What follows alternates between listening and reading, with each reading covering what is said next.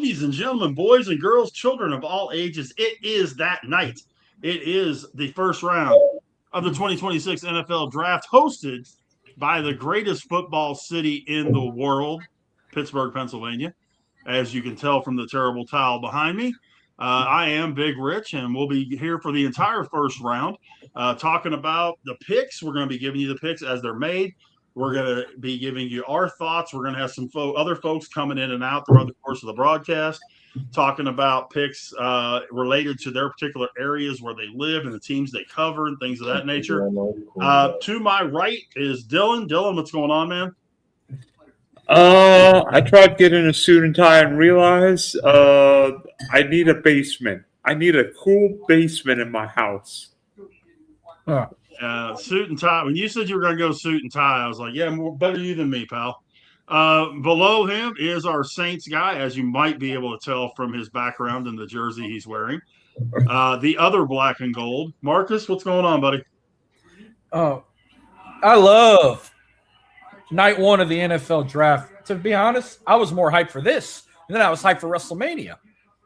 You can't beat the NFL draft, especially night one. And I always go all out. Well, since I said we were going to do a watch along, I needed a backdrop. So I literally gorilla taped 4 of my jerseys on my clothing rack. That's right behind me. I always wear the home jersey night one. Night 2, I'll wear a road one. Night 3, since we have an alternate, I'm going to wear gold night 3. So that's going to be something new. I always decorate my desk like I'm at the damn draft. I got the helmets here. I bought this cup somewhere in West Texas, and I've been drinking out of this cup every draft day since 2013. And I usually have a laptop on the side, but I didn't feel like unload DJ equipment. Plus, I'm going to do it all on one screen while I'm streaming. I keep up with the entire first round. Every Saints pick, every Texans pick, every other big name pick, plus anybody from LSU to UL, Tulane. I tally that down, and I talk about it on the go, which I'm going to do next Tuesday on my 1-year anniversary show of On the Go. So I'm ecstatic. Well, a little bit of information about tonight's draft. The picks will have 8 minutes for each team. And tonight there are 6 teams that have multiple first-round picks. The Giants are at 5 and 10. Dallas is at 12 and 20. The Jets are at 2 and 16. Kansas City is at 9 and 29. Cleveland at 6 and 24. And Miami is at 11 and 30. Therefore, there are also 6 teams that do not have a first-round pick, including that guy's Jacksonville Jaguars, the Green Bay Packers, the Atlanta Falcons, the Indianapolis Colts, the Denver Broncos, and the Cincinnati Bengals. Hey, Paul, how's it going? As we mentioned a little bit ago, we would love to have your questions, your comments, your thoughts about the picks, your thoughts about our opinions on the picks and things of that nature. And, of course, Steeler Nation is in full force in Pittsburgh as they get ready for the draft. This is the first time it's been in Pittsburgh. About 800,000 of our closest friends are at the point in Pittsburgh right now, where I'm from, including our guy Adam, who is somewhere out there. He'll be reporting in at some point during the program, if he doesn't get trampled at some point by those folks out there. And he's going to try to get us not drinking interviews as well, huh? Or if he's not drinking too much bourbon. Oh, no. We've already talked about that. But he may get us a couple or 2 on-spot interviews as well while he's out there. So he may be popping in from time to time as he is reporting live from the crowd. He's on assignment. How about that? We say he's on assignment. Guys, well, George Pickens. Go ahead, Marcus. Oh, no, I don't know if it's been going on 10 years since they finally got out of the streets of New York City at Radio City and going city to city. And it started with Texas, AT&T Stadium. And over the years, they've went to like Cleveland, they went to Green Bay, they went to Philly, they went to, now they're in Pittsburgh, they went to Nashville. I can't wait till they decide to come to New Orleans. Do it at Champion Square. There's your spot right there. If you ever want to come to New Orleans, to host the draft. And if that ever happens, I'll pull an Adam and I'll be there doing I'm sure New Orleans is in their plans because, they want to go not only where the the team has it is a good place to go, but they want that rabid fan base built in, and they do have that in those places you mentioned, as they would in New Orleans. There's no question about that. The I brought this up before we went on the air, and it's kind of funny, but just how freaked out would everybody be if we heard with the first pick the Las Vegas Raiders select Ty Simpson? How freaked out would everybody be if that happened? I think everybody would pee their pants. Their season would be over before it even started. Yeah, but that definitely would put a twist on things at 2 and the rest of the way down. I don't think that. Okay, if my TV sounds too loud, just remind me and I'll lower it a little bit. Okay. But one other thing we're looking at tonight, George Pickens has signed his franchise tag with the Cowboys, which means that the Cowboys can trade him without having that $27 million hit on their salary cap. Rumor has been floating around that there could be a trade out there between the Cowboys and the Raiders, where the Cowboys would trade one of their first round picks, either 9 or 20 or 12 or 20, and Pickens to the Raiders for Max Crosby. I'm sorry, Rich, but Commissioner Goodell is out with Big Cam Hayward, and who's the other guy? I think that might be T.J. Watt. That would be T.J. Watt, sir. T.J. Watt and Big Cam Hayward out with the commissioner in the Steel City. I bet they booing him right now. They can't. That's why he's got Watt and Hayward out there, so he doesn't get booed. I guarantee you. I guarantee you one thing. They would probably never host the draft in New Orleans because we'll never forget what happened with the no call. It'd be so bad he'd have to walk out with Drew Brees just to be protected, and possibly Ricky Jackson or Deuce McAllister or a beloved State, maybe even Steve Gleason. They'd have to wheel him out to make sure he don't get brutally beat down by the Houdat Nation. Oh, Tracy Porter, right? In his head, he'd do that anyway. Do what? Tracy Porter. Well, we were talking about this the other night on open mic about who the teams were going to have as their pick announcers, and I got a list. I saw it. James Conner for the Cardinals, Michael Turner for the Falcons, Mark Ingram for the Ravens, Shane Conlon for Buffalo, Jake Delhomme for Carolina, Jimbo Covert for the Bears, Ken Anderson for Cincinnati, Phil Dawson for Cleveland, Tony Dorsett and Drew Pearson for the Cowgirls, TJ Ward for the Broncos, Calvin Johnson for the Lions, John Kuhn, Packers, Billy Miller, Texans, Pat McAfee, Pittsburgh's own Pat McAfee for the Colts, Paul Posluszny for the Jags, Bill Moss, Kansas City, Matt Millen, the Raiders, Rippon for the Commanders, Jeffrey Simmons for Tennessee, Rondé Barber, Tampa, Cliff Averill, Seattle, Andy Lee, San Francisco, John Stallworth, Jerome Bettis, and Joey Porter Jr. and Sr.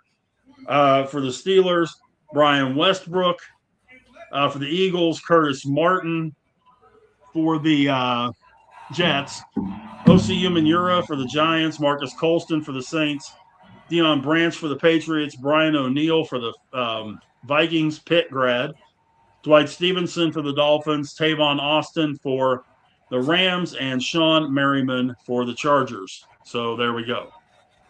I'm looks hoping like we got a few more guys coming out. Ladies and gentlemen, we got Rav. Oh, heck yeah. Now you got Mel Blunt out there. You got Heinz Ward, I think. Swanee. There's that quarterback. Big Ben. He looks like he'd get out there and play now. Terry Bradshaw, Hines And Ward. the quarterback of the Steelers. Thank you. How about that? You betcha. Ever been in Pittsburgh the draft before? Out there. I think this is a first. Sir? I don't ever remember that Pittsburgh's had the draft. Yeah. They haven't had that many years where they've been out of New York every year. I like that they about travel. 10 years. Huh? It's been about 10 years since they've been out. I love that they travel. Yeah, I got tired of the Jets fans and Giants fans. Next year, anyway. Chicago. Yeah, isn't next year Chicago? I thought they already had the draft already. No, Washington's next year at the Mall of America. Yeah. Yeah, Washington is next year. And they haven't announced anything past next year. I wonder if didn't LA host it one year? They did. Oh no, I'm sorry, they did not. It's been Philly, Arlington, Texas, Nashville, Cleveland, Las Vegas, Kansas City, Detroit, Green Bay, and then Pittsburgh. I forgot about KC. Oh, by the way, 8 minutes per pick, guys. So you better be on your toes. Future cities, I can see host the draft. Exactly 8 seconds. Well, you gotta get the phone call and everything. Phone call might take like 90 seconds. That phone call should have been made 6 months ago. Or at least 3.5 months ago when the championship game ended. Oh, I'm gonna name 5 future cities to host the draft: New Orleans, Atlanta, Miami, probably DC, and a 5th. You got to go probably somewhere in the Midwest, like I don't know, like maybe Colorado, somewhere in Denver or something. I can see Baltimore at the Inner Harbor. I'm going to tell you 5 that I believe host the NFL draft the next 10 years. New Orleans being 1. I think Atlanta would be 2. I think Jacksonville, particularly when the new stadium is finished. Miami, because we all love to party in Miami. Or Tampa. And you're forgetting about 1. Glendale, Arizona. Or Phoenix. That's possible. That'd be the hottest draft ever. They'd be so hot in that desert. Yeah, maybe. I think seeing cities that wouldn't get a Super Bowl, I think having the draft party would be good. I think Pittsburgh, I don't think you're going to get a Super Bowl, but to get the draft party, I think it's good. It's got a lot of football tradition there and everything. I think if they would, let's just say if they ever go back to New York, they'd have to go above and beyond. Like, don't go back to Radio City. Like, shut down Times Square and have it in the middle of Manhattan if they would ever go back to New York. How about have it at the Statue of Liberty? No. Well, I don't see them going back to New York, but I think Rav's right. I mean, you get a place. Pittsburgh's not going to get a Super Bowl mainly because of the weather in January. Just like Chicago's not going to get one. Just like Green Bay's not going to get one. They have the rabid fan base. Buffalo, I could see the draft being in Buffalo this time of year. Weather in Buffalo is nice, but end of January, 1st February. Well, mid-February now. I couldn't see the Super Bowl going there either. It gets colder up there in February. I've been to Chicago around January, February. It's cold as shit over there. It's amazing Buffalo has an NFL team. Like, anybody that's been to Buffalo. I mean, it's really Winchester, Virginia with some tall buildings. If that. So Buffalo's that blue collar?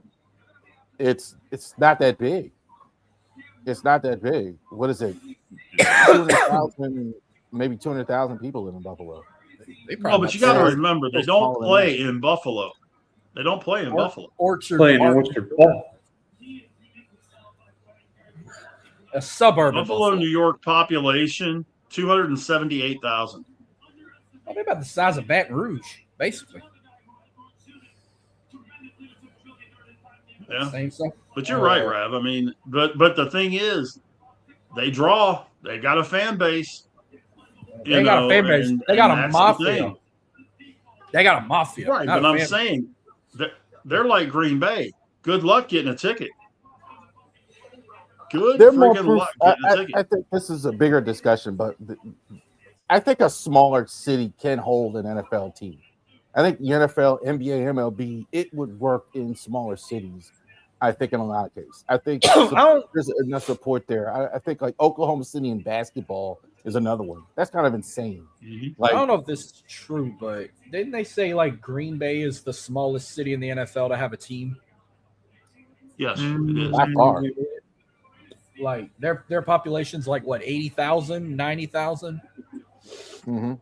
Yeah, Green Bay is no bigger than Waco. Green Bay's got a population 106,000. Waco's got 120.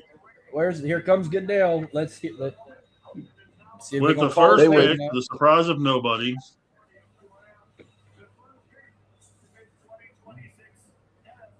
My volume's still good. I don't need to lower it. I'm not hearing anything.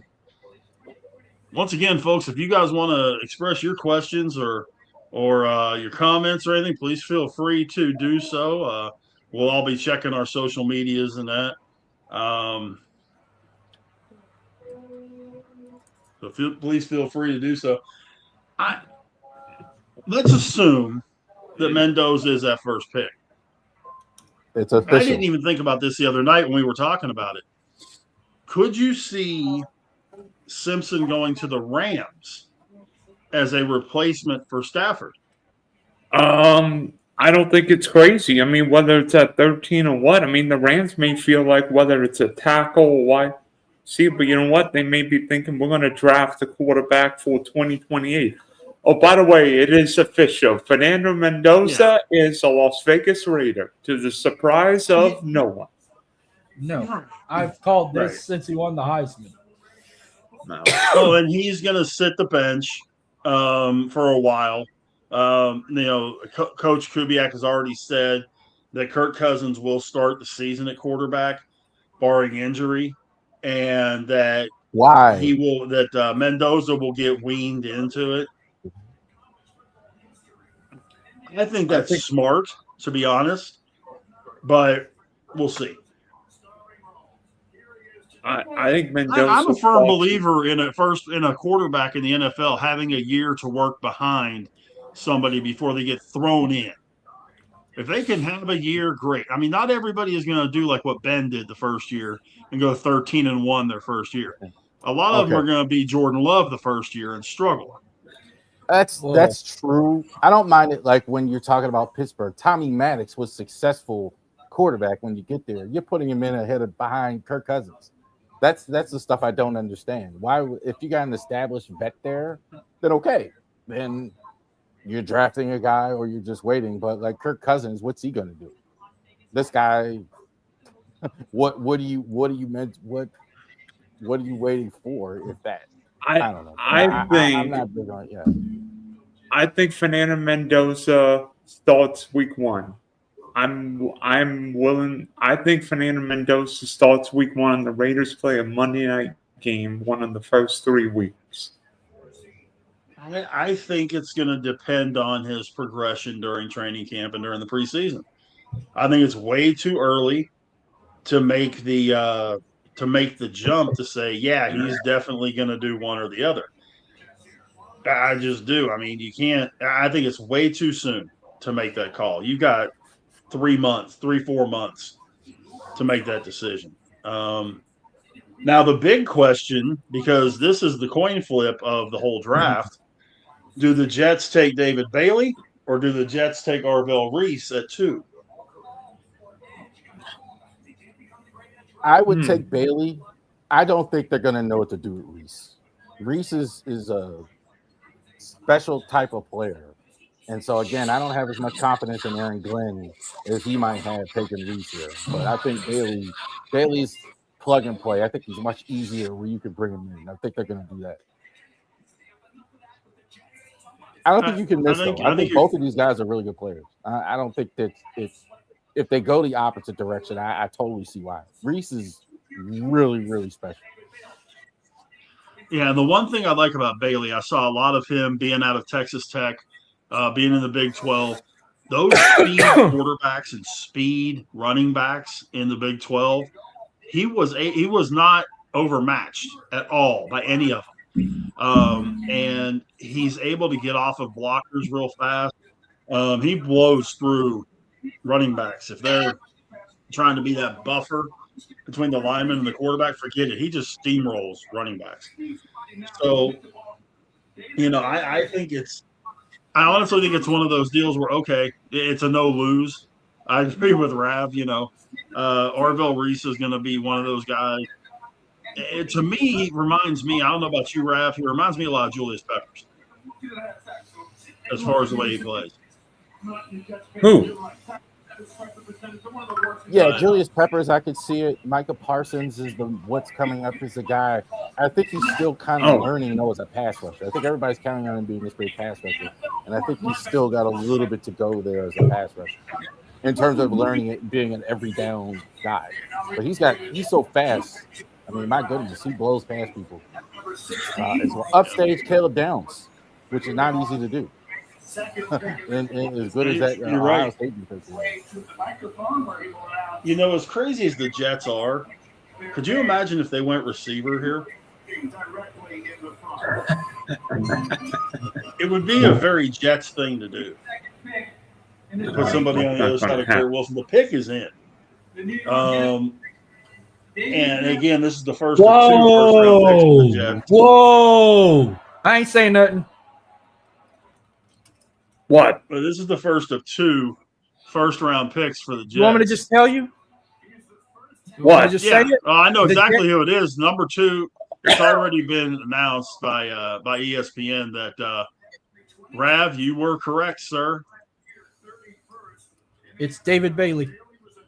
David Bailey, defensive end, Texas Tech. Yeah. Congratulations. What is it? Reckham? Is it Reckham? Congratulations, Jess. You just guaranteed yourself the number 1 pick in next year's draft. That's the chant, right? Reckham? Yeah, Reckham Tech. Yeah. Oh, Reckham Tech. Reckham Tech. I thought it was Reckham Raiders. This is the highest. This is the highest a Red Raider has ever been drafted. So super happy for them. Definitely means Orville Reese is going next, right, guys? Not exactly, because Jeremiah Love potentially, maybe one of the linemen. Arizona feels like they could do anything. Yeah, Arizona, this could be anything. I'm shocked Orville didn't go second. They got David Bailey that quick off the board. That's my first shock of the night. Like, I thought it was going to be old boy from Ohio State. Reese. Hey, Rich, by the way, question. Could you please put in the draft trackers and we get like last year where we could track the first round? Yeah, let me put that. By the way, I worry about David Bailey's ability against the run. Because watching Texas Tech play, it seemed like Bailey was not great against the run. I wonder how much money they lost on FanDuel betting that Reese was going to the Jets. Oops. From everything I was seeing, at least in Vegas, it was 50-50 split. Really? Yeah. Yep. He went up against some pretty darn good tackles as well. He went up against the Hunter at Arizona State, Toronto, at Utah. And the thing is, he can set the edge against the run. He just needs to do the work and sit. All right, again, a player the Jets desperately need. They will select again. Why are we hearing Greeny and Mel Kiper Jr.? Standing by with David Bailey. David, you've worked so hard for this, and now you're the first defensive player off the Wait, board. that's a little Rutledge. It's a need to hear your name called this early. Yeah, I mean, it's surreal to me, man. This is a great experience. This is an awesome opportunity, and I'm just so grateful, man. Shout out all the fans that came out here. I'm just happy to be here. And the Jets fans are happy about it. I mean, they might as well. You got one of the best edge rushers in the draft, maybe the number one edge rusher. Would Mel Kiper have ever made a good GM? Hell no. Mike Mayock was a terrible GM in Vegas. What do you think, Rich? What now? What do you think Mel would have ever been a good GM? No. Oh, he's signing a trading card. I love those draft hats that got the little draft logo pinned on the top corner. Like, I'm gonna buy me one at a Rally Sports next time I go to the mall. That was a one-word answer. I love that. Definitive. Absolutely not. What's that? Oh, Kuiper? Yeah. Yeah, no. Oh, he signed a picture of him and Goodell together that they just took. They printed out like a wallet size, and he signed it. Oh, by the way, Topps has also got them signing one-of-one cards of all the first-round picks that are there. That they're going to be putting in the Topps Now packs. Yeah, I love those draft hats, but if I only get one, I'm getting just the Saints one because you know how many times I went in a Rally Sports, bought Saints gear in one section and went across the other side and bought Texans gear at the same time, and they look at me like, really? Yeah, that's the struggle, folks. I need more Texans gear. Like, I only have like one shirt that still fits, and the last Texans jersey I've ever owned was J.J. Watt. If I can get anybody else, I'd get like Nico Collins or something, or Derek Stingley. Oh, by the way, I am now the first guy to make a fantasy baseball move doing a live NFL draft. Why are you having a koala in the background? Well, I'm in my kitchen, and I figured the kitchen background would be a little less exciting than a koala. I was waiting for you to put. You should get like Duval in the background or something. Okay, Sunshine. Or your quarterback, Trevor Lawrence. Sunshine is another good idea. Well, I mean, the pick is in for the Cardinals at 3. Malagoa, if it's possible, also the lineman from Miami. That would be something. I mean, that wouldn't be a bad choice either.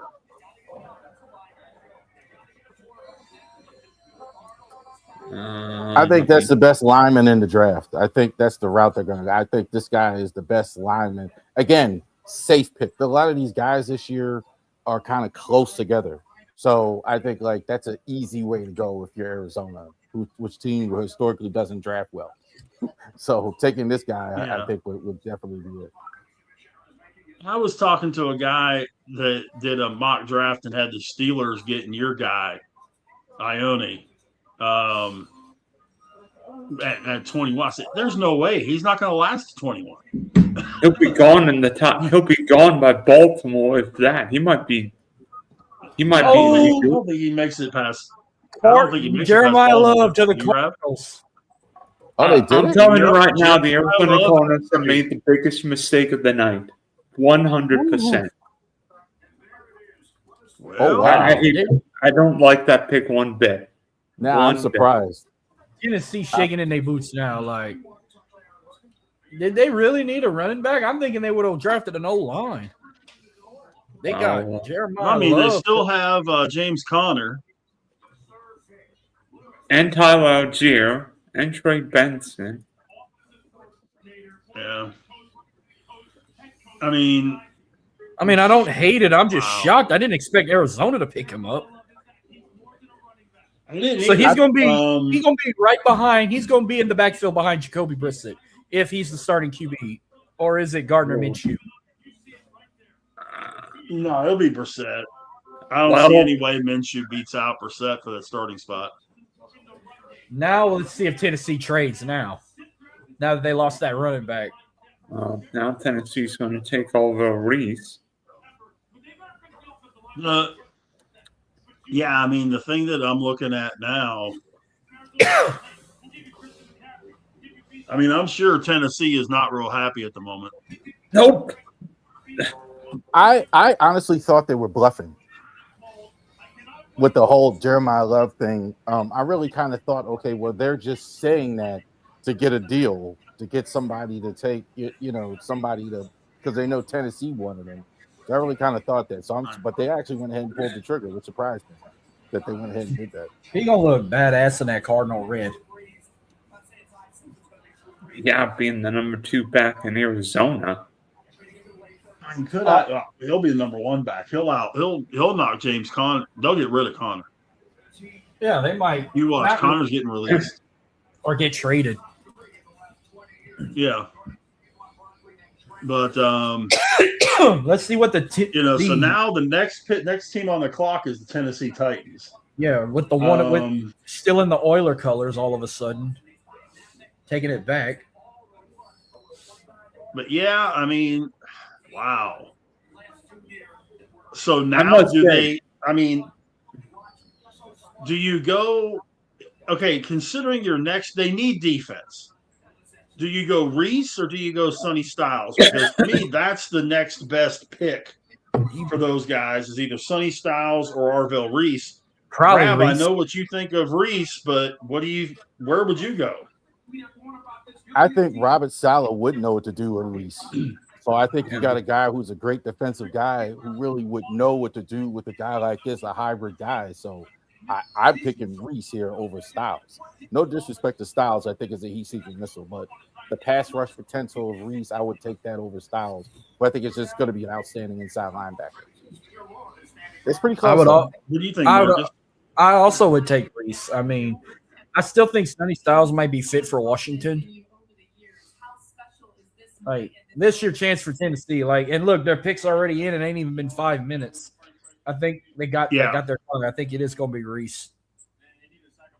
Yeah, I think with him falling to them, I think that it's been really easy to grab, which is going to leave all the offensive linemen there for the Giants. I still think they take Fano, but I wonder they can, if Jeremiah. Let's say the Cardinals didn't pick Jeremiah. You think Tennessee would have picked him up? Absolutely. Tennessee doesn't have a running back. They don't have a running back that is that kind of guy that they can make their new Derrick Henry. Especially the guy on the clock is going to take Reese if they don't take him. You can book that. John Harbaugh is probably already got written down in case. Yeah. You talk about a pick getting in fast. Good grief. Harbaugh's probably already got the thing ready to send it in. If they do end up taking, say,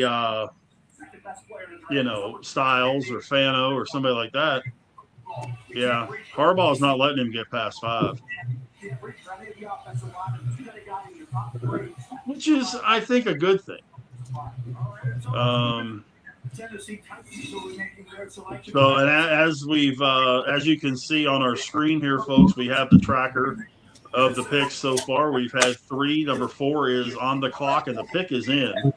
I know. For the Tennessee Titans. Up next, we got the Giants, Cleveland, and Washington are the next 3 teams to pick after Tennessee. Well, for a second, I thought that was telling me I don't have to go to work tomorrow due to bad weather. I forgot. You got the draft at the bottom. I feel like I'm watching the weather. By the way, I think Jeremiah's got a Y after the I, Rich, but that's okay. Whatever. What do you call it? The banner at the bottom? Uh-huh. Ticker. It's called a ticker, but yeah, I know what you're saying. So,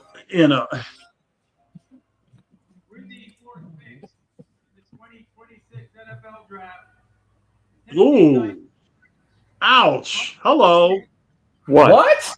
Tell me that's Carnell who they took. Tate? Carnell Tate, What in the Carnell Sam heck Tate. is wide receiver out of Ohio State. Right school, wrong position. Right, Rev? I think the don't Saints. think Oh we have- yeah, Saints are getting an edge now. Harbaugh is turning it in right now. The New York Giants are going to win this NFL draft just by drafting Ohio State Buckeye defenders. I'm calling it. They're Dallas- Caleb Downs is next. Caleb Downs going to the Giants. I'm calling it. No. Orville Reese No. is going number 5. Arvell Reese is going to the Giants. All right. Well, They're- if he goes to yeah. the Giants, then if the Saints don't pick I up, can't believe. I'm in disbelief. I mean, granted, they need a receiver, but at 4? Dang. Right church, wrong pew. Well, Fifth Queen's is the going to draft Giants. a lineman at 6. Oof. Wow. So you mean to tell? So now Cam Ward's gonna have him, Calvin Ridley, Mason Kinsey, Bryce Oliver, who's another receiver they got that's like well known, Wandale Robinson, and now you got Carnell Tate. Okay, so you've got Carnell Tate and you've got Wandale Robinson. Well, that's a The other Cam ones you Ward. can't depend on. Calvin Ridley too, huh? You can't depend on Ridley to stay healthy. That offense, well, and he's going to be with Tony Pollard on that starting lineup too. Who's there? The pick is in. The pick yeah, is already in, Rav. You called this one. Oh, there is absolutely You called no this one in chance. spades. You called this one It's from gotta a mile be. away, Rav. It's gotta be Reese. It's gotta be. Oh, If it's Reese, I'm going to pour another drink. Oh, I'm drinking Dr. Pepper tonight. you I might should as be well go drinking get your beer. glass and your ice. Yeah, you might as well get something stronger. Wow. No I ice because mean, I got Dr. that Pepper in took the all freezer. of 30 seconds. Oh, they playing cat and mouse right now. We got 91 people. Cam Ward's got to be going, hey, why's that guy holding my jersey? Did you know they always hold the jersey with the 1? Cam Ward's got to be going, why's they holding my jersey? We got 91 people tuning in. Tate wasn't my even 89 favorite from receiver X. in the draft. I really like Mekhi Lemon. I'm making better than 93 Tate. now. No, we appreciate everybody joining us tonight, man. We're going to be doing this the whole first round. Appreciate all the folks that have joined us from everybody's different platforms and all that. We certainly appreciate you being a part of this, and feel free to shoot us questions, comments about your pick, who you think your team's going to take if they're taking a later first round pick. Take your shot. Let us know who you think your team's going to take, and we'll definitely go from there. I would have honestly thought if the Giants didn't go line, they were going to take a receiver. But now, forget it. I mean, this has completely destroyed the first round. Jeremiah Love on Arizona, and then this number 4 pick has completely destroyed the first round as far as any mock drafts. Are we? Nobody had this. Are we doing a watch? Are we doing this tomorrow night too? Nope. No, I'm done. I'm not. If you guys want to, I'm not though.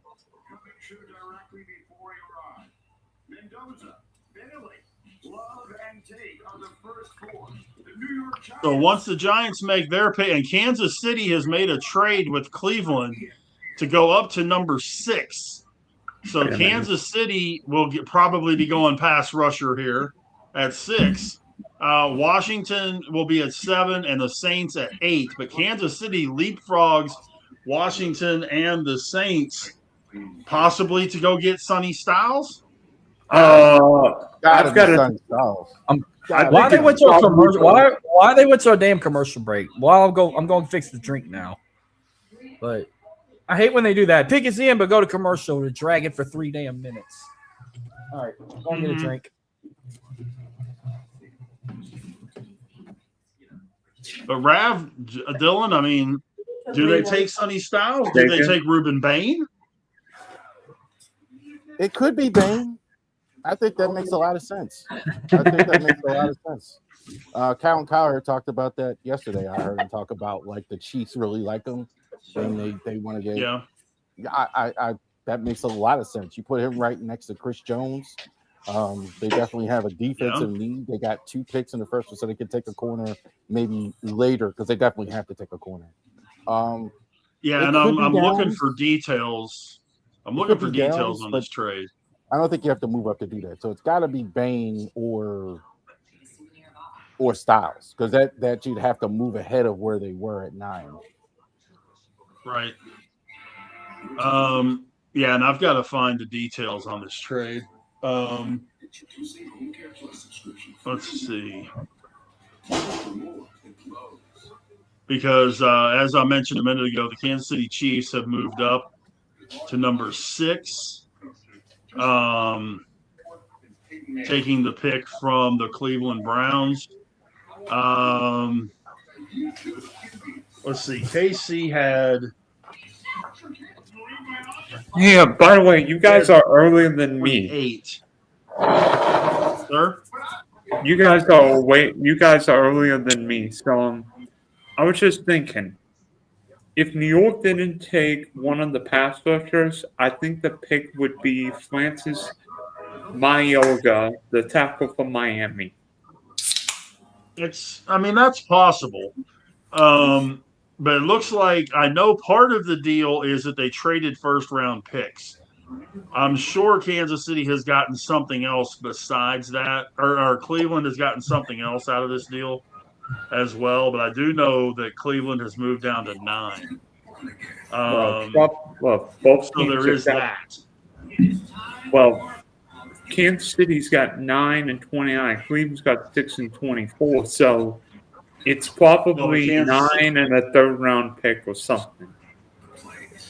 Probably. But, yeah, 6 and 9 have been swapped. Okay. So,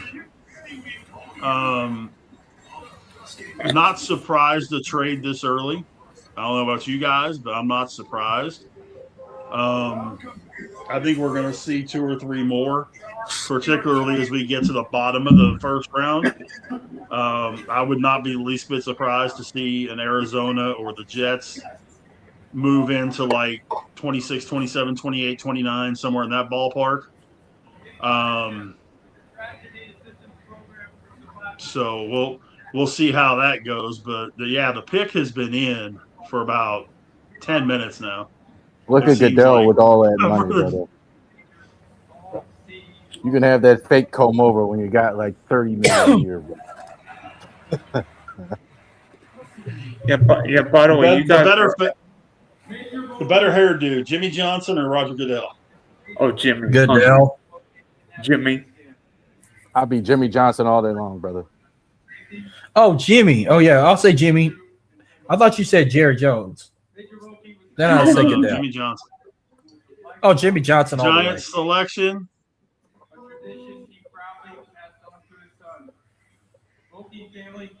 Take it away.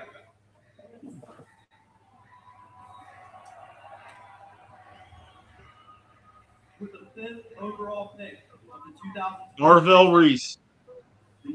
Ohio State linebacker. Arvell Reese. To the surprise of nobody if you've been listening to Rev.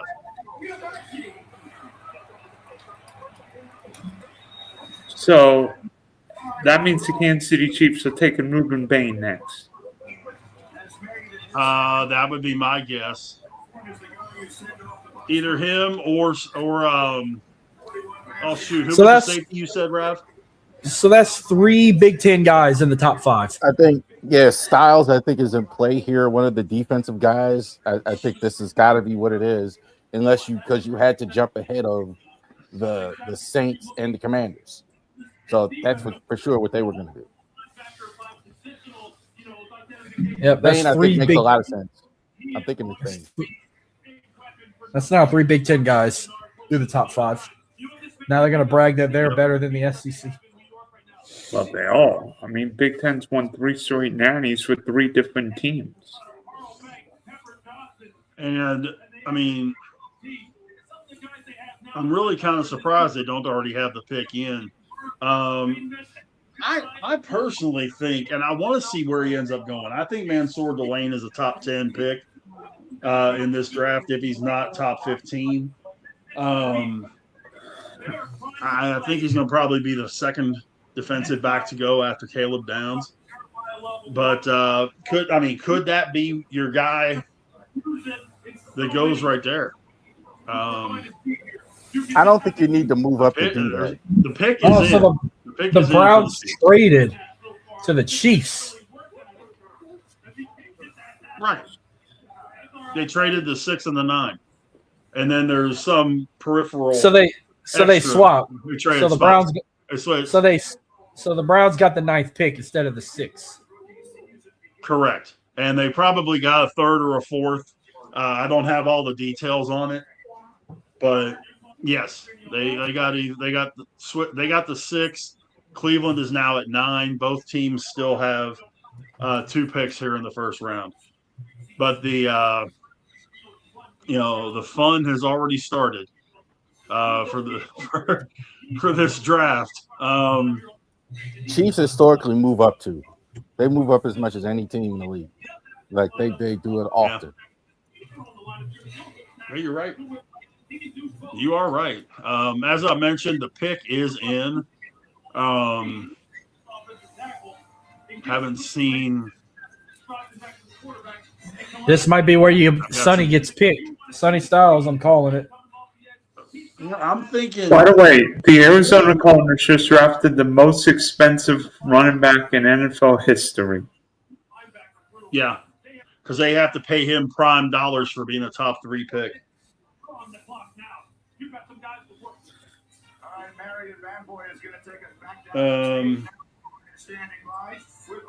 By the way, guys, just going back to our mock draft from Tuesday night, our top 4 have all been picked at number 11.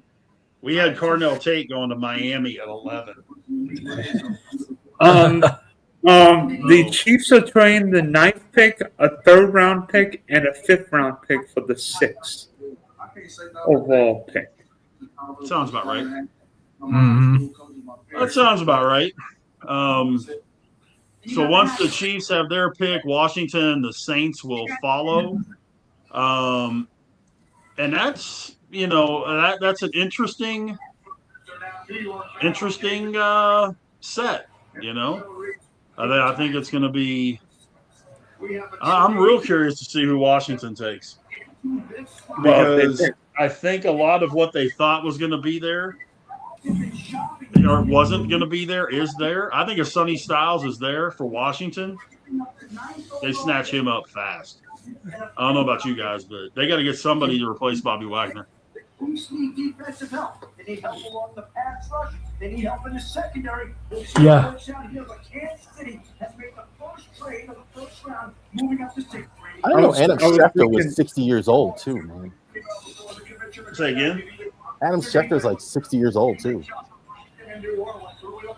Oh, every bit of it. Schefter's been around a long time, longer than I thought he was. Yeah, Adam Schefter's been 59 years old. He'll turn 60 in December. It's weird not having Chris Mortensen with the draft. Mort was so good. Oh, Morton knew everything, man. It's weird not having Boomer with the draft. The pick is in. It's Mansour Delane, cornerback out of LSU. Ooh, Mansour Delane out of LSU. Well, LSU guy goes first for the SEC. Well, here's why. They're probably thinking the Saints are going to take him, and the Chiefs have never realized they've lost 2 of their top corners. Mansour Delane is the guy. And you know what? It's another genius. I'm ecstatic on behalf of LSU. We're the first SEC team to get a guy in the first round first in the SEC. So middle finger to the Lane Kiffin haters, even though Lane Kiffin had nothing to do with him. That was all. Why did they need to move up to do that? That's why. Why didn't you just stay where you were? In case the Commanders or Saints would do it, they had no idea who the Well, Commander was. So The Saints Commanders need DB. The Commanders do need DB. I mean, their biggest needs are receiver and corner. But my God, with Sonny Styles sitting there and Ruben Baines sitting there, Baines sitting and the there, offensive yeah. linemen are still there. I mean, and Caleb Downs is there. They got a smorgasbord to pick from, guys. I don't know about y'all, but I mean, they have an absolute smorgasbord to pick from. Hey, Marcus, I've got a question for you. Good for the Ravens. I've got a question for you. Are you surprised that Delane was picked? Not that Delane's a bad play. I mean, I think Delane would have been like 7 or 8. Like Delane would have gone in this area of the draft. But are you surprised that Sonny Styles and Ruben Bain are still on the board right now? I'm not surprised with Ruben because I'm hoping we get him, but I figured Mansour would have been like the third cornerback to get drafted. I didn't think he was going to be the first. So this is a – I just want to cut a goddamn backflip now. I had him as the second DB. I had him as the first corner, but I had Caleb Downs going before him at safety. I had Caleb Downs, it's a fit thing. then Sonny Styles, then this guy. Well, but Sonny Styles is a linebacker. I like Avian Terrell better than I did Delane looking at it myself. I think Terrell has better speed than Delane did. I thought a lot of people did. All around. He has more skill sets. So I think he's easier to take. I'll tell you this: the best piece of tape I saw from Delane was that Clemson game. He absolutely balled. And I mean, LSU was dirt poop this year, but Delane was a dog on that team. The pick is already in for the Commanders. Very night where you would become an NFL player. What would that little boy say now? Man, stop now. You got what you dreamed of, but man, let's make a mark on this league. Congratulations. So remember, Washington does not have a second-round pick because of Laramie Tunsil move. I really got nothing here because I have no idea what the Commanders. Their team, like again, with I don't think anyone knows what. Yeah. Well, like I say, their biggest needs are receiver and corner, but when you were sitting there and you got all the linemen to pick from, you got Styles, you've got Bain. It may be a best player available. I mean, yes, you could take Mekhi Lemon maybe, but man, I mean, there's a lot of protection for Jaden Daniels sitting out there. A lot of it.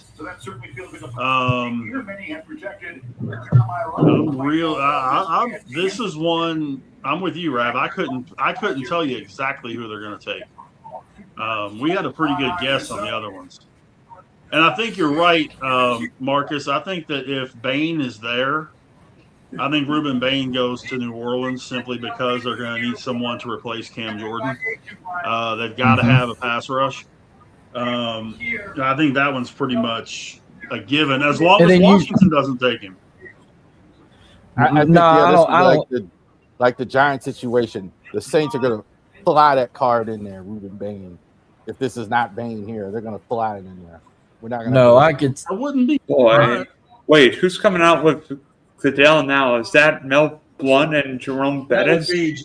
Yes, that would be the Bain's gonna bus. No, that's Swanee, man. Or no, that's Bain's not gonna, Swanee. That's Is that Dale Green? No, it's not Dale Green. No, Bain's going to be out there with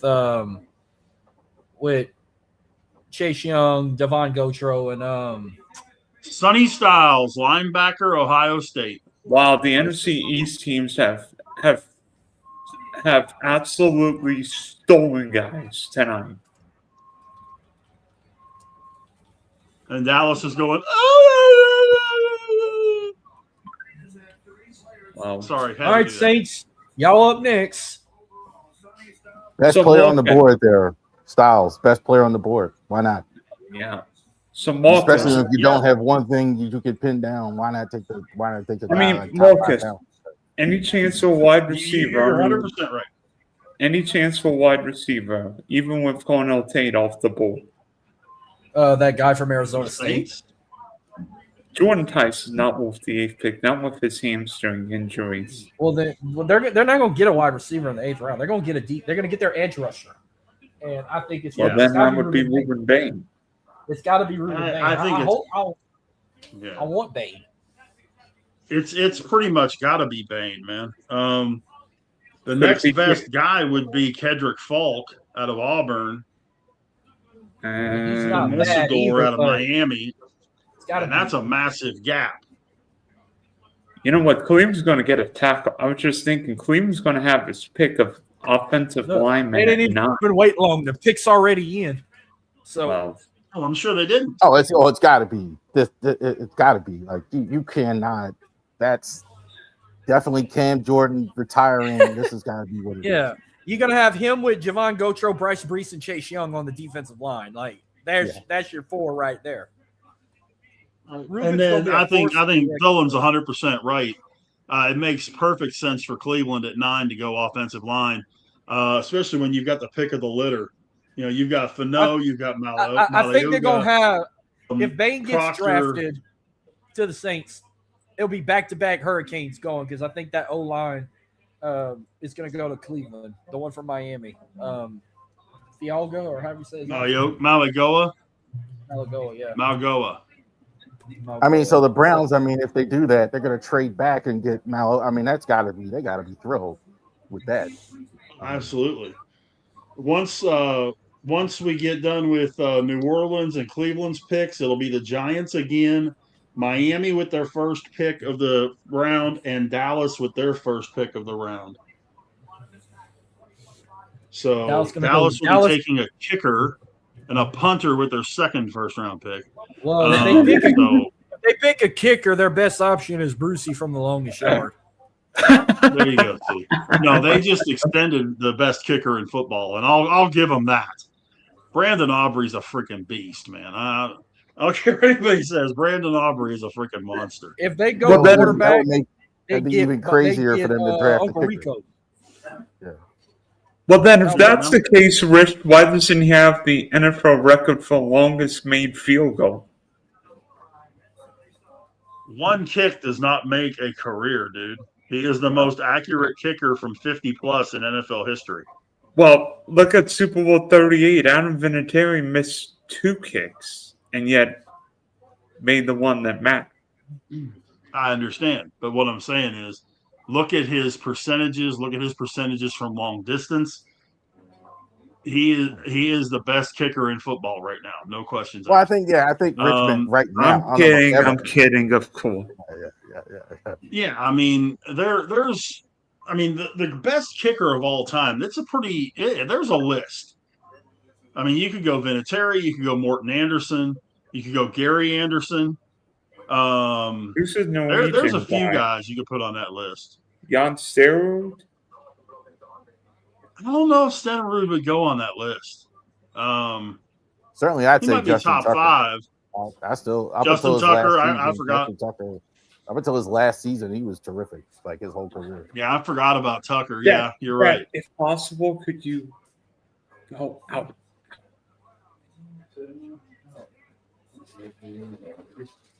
Say again. You know, somebody else you could put on there would be Kevin Butler.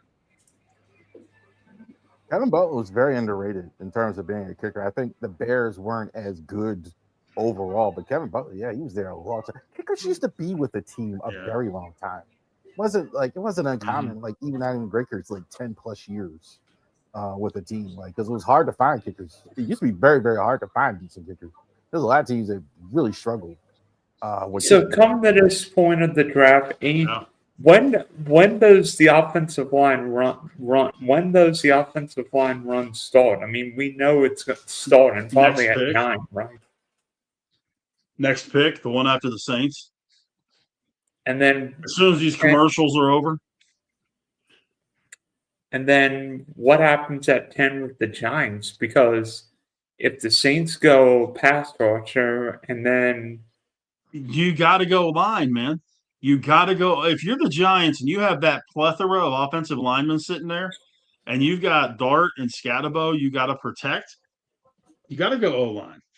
I mean, I've heard think so much about the Giants taking Jordan Tice, but knowing John Harbaugh like I do, there's one guy he would pump that he would slam his fist on the table at 10. And it's not Jordan Tice, it's not a lineman, it's Caleb Downs. He's like, I want my Kyle Hamilton.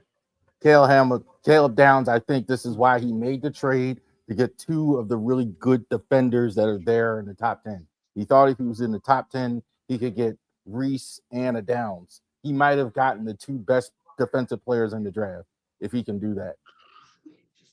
And that's extremely possible. Yeah. But they got to protect Dart, man.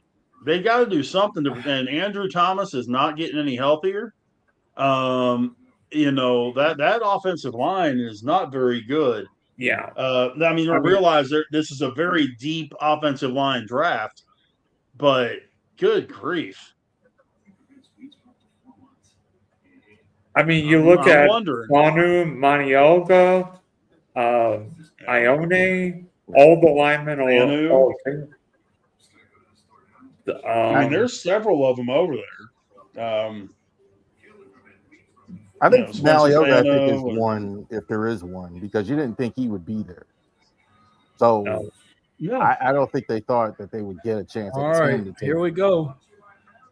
I had Fano going to him at 5 in the mock.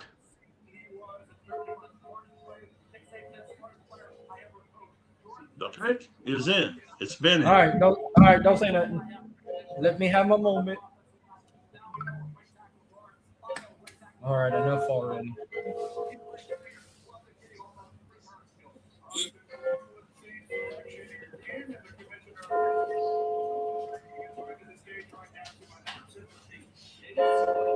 I'm sweating like I got to go in front of the Who Dat Nation with how much I screwed them.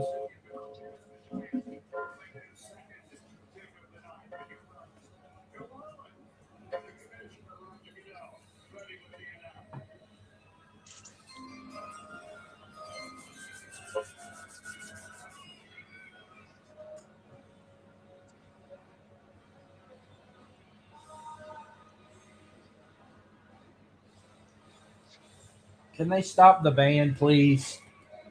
I'm under a lot of damn pressure right now. Thank you.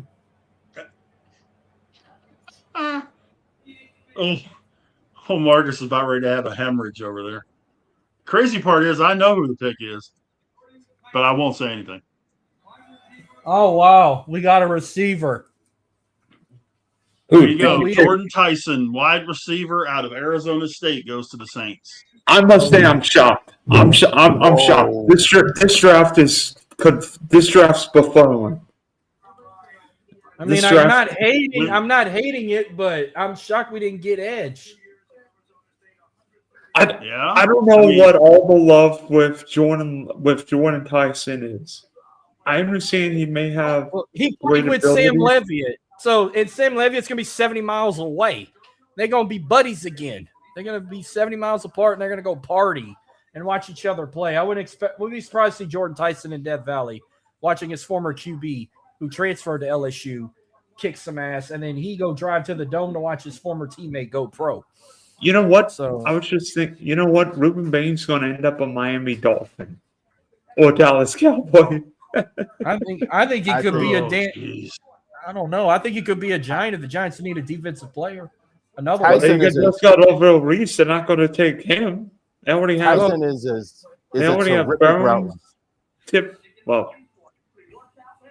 Terrific. I'll make a prediction. Really, really good route runner. I'll make a prediction. Guys, sorry. Kayvon Thibodeau will be traded by the New York Giants at some point, or will leave. If you're Cleveland, you got to go O-line. Yeah, all the wide receivers are gone unless they want Mekhi Lemon. No, Omar Cooper Jr. is out there too. Oh, and Denzel Boston. I mean, there's still receivers out there. If Omar Cooper goes in the top 10, that would really blow my mind. This guy was a third-round pick, like after the draft.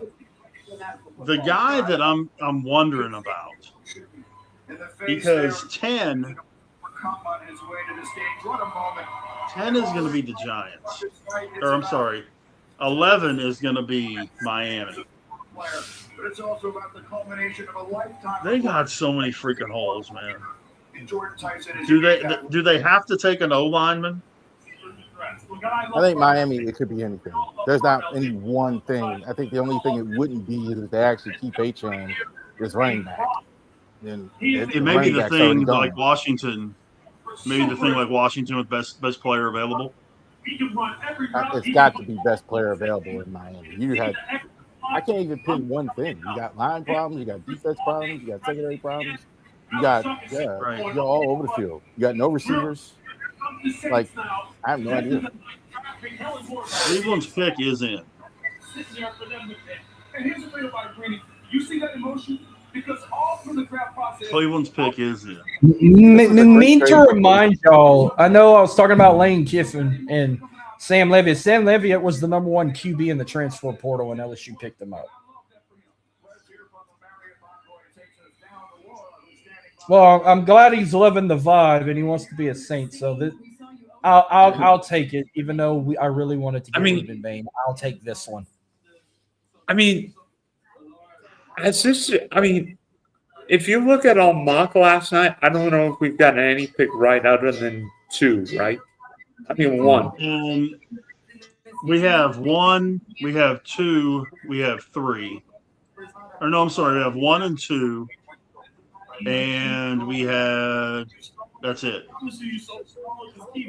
Those are the only the guys that that have been taken.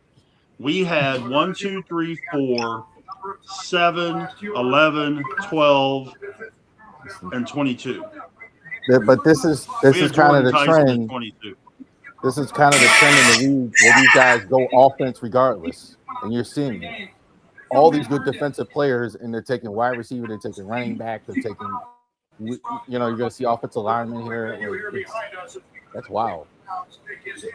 I mean, Marcus, are you surprised that the Saints took Jordan Tyson knowing Chris Olave suffered, 158 concussions, and this guy's dealt with more injuries than Elon Musk has got billions of dollars? Yeah, but I mean, when he gets better, you don't just got them. I mean, you still got Elijah Cooks, you still got Trey Palmer, and you still got Kevin Austin Jr.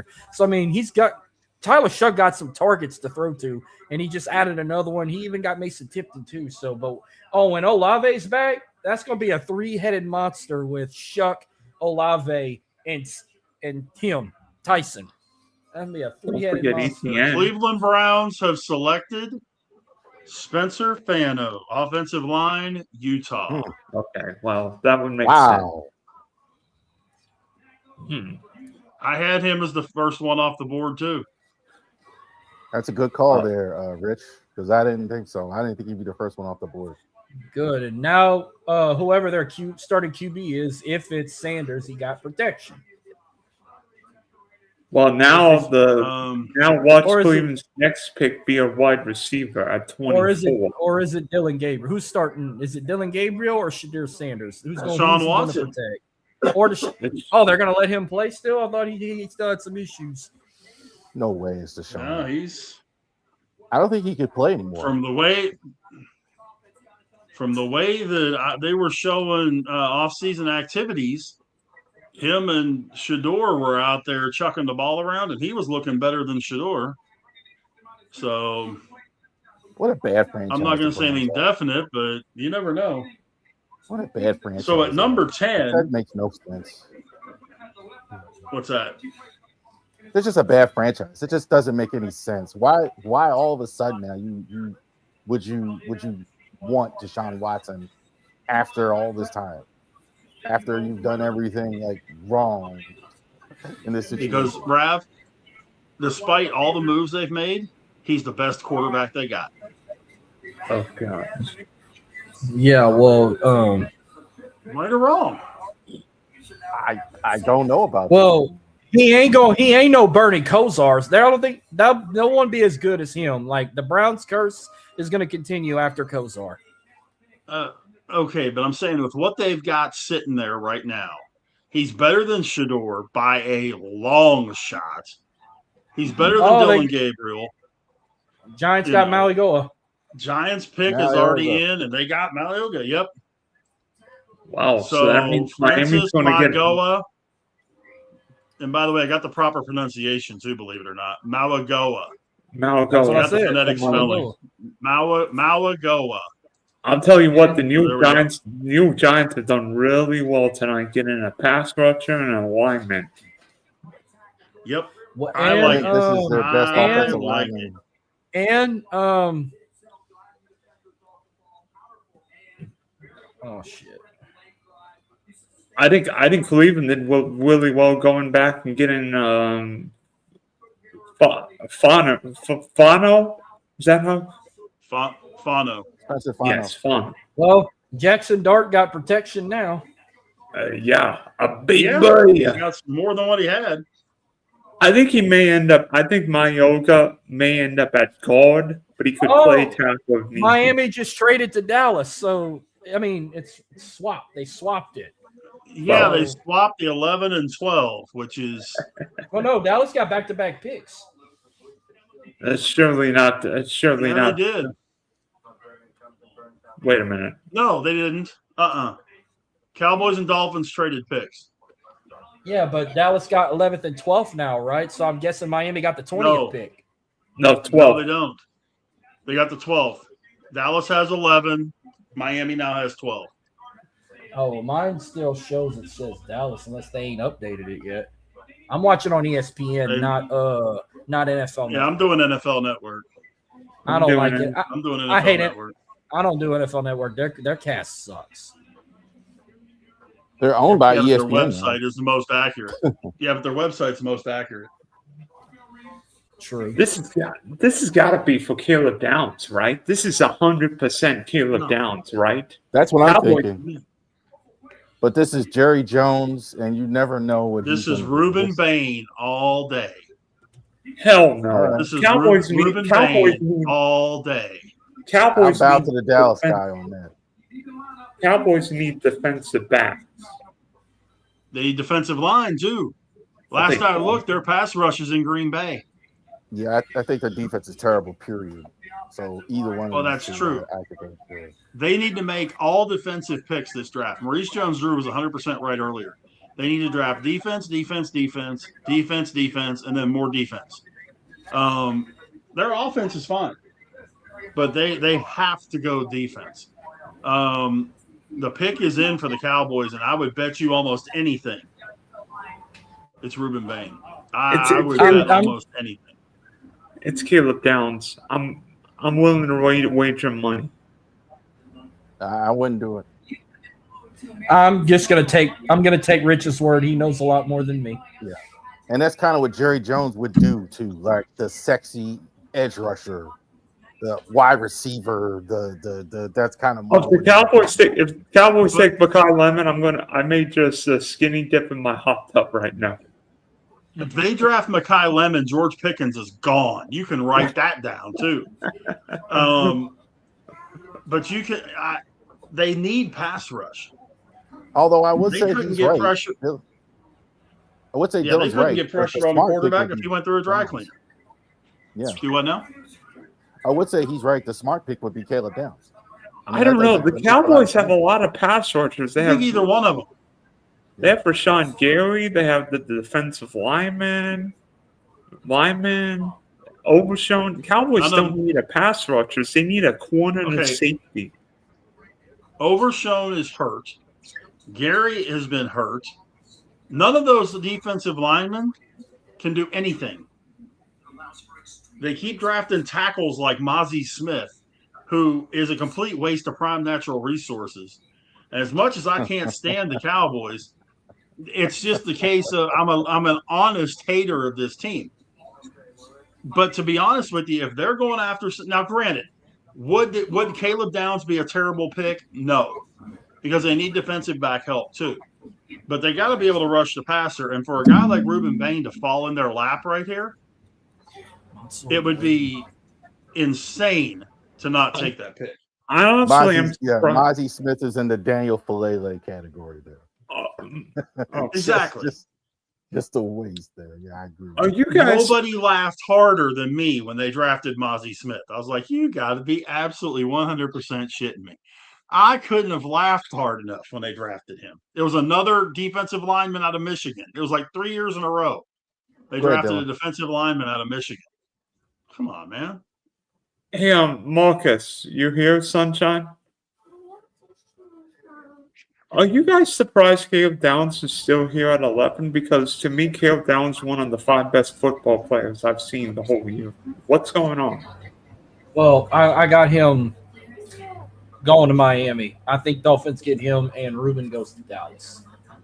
Or Mekhi Lemon. It doesn't shock me because safeties drop. No, I'm going to make a bold prediction here.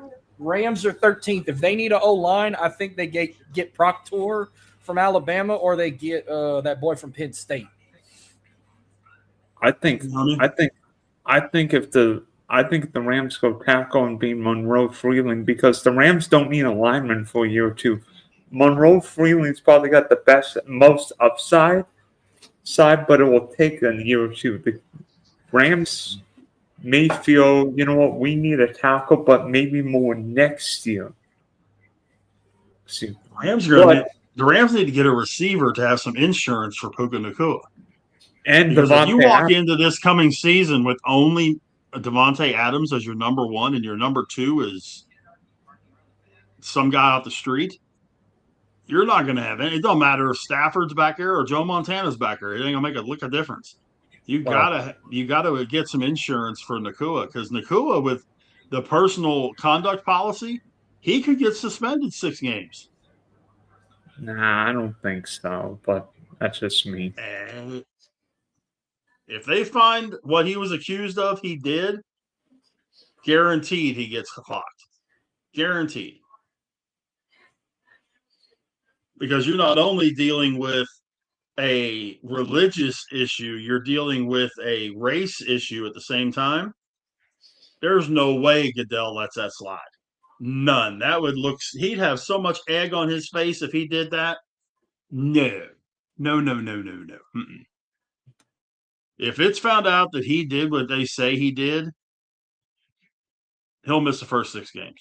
Well, I'm not as clued in on that. I do know this. Whatever it is, that's the only reason you're looking for a receiver.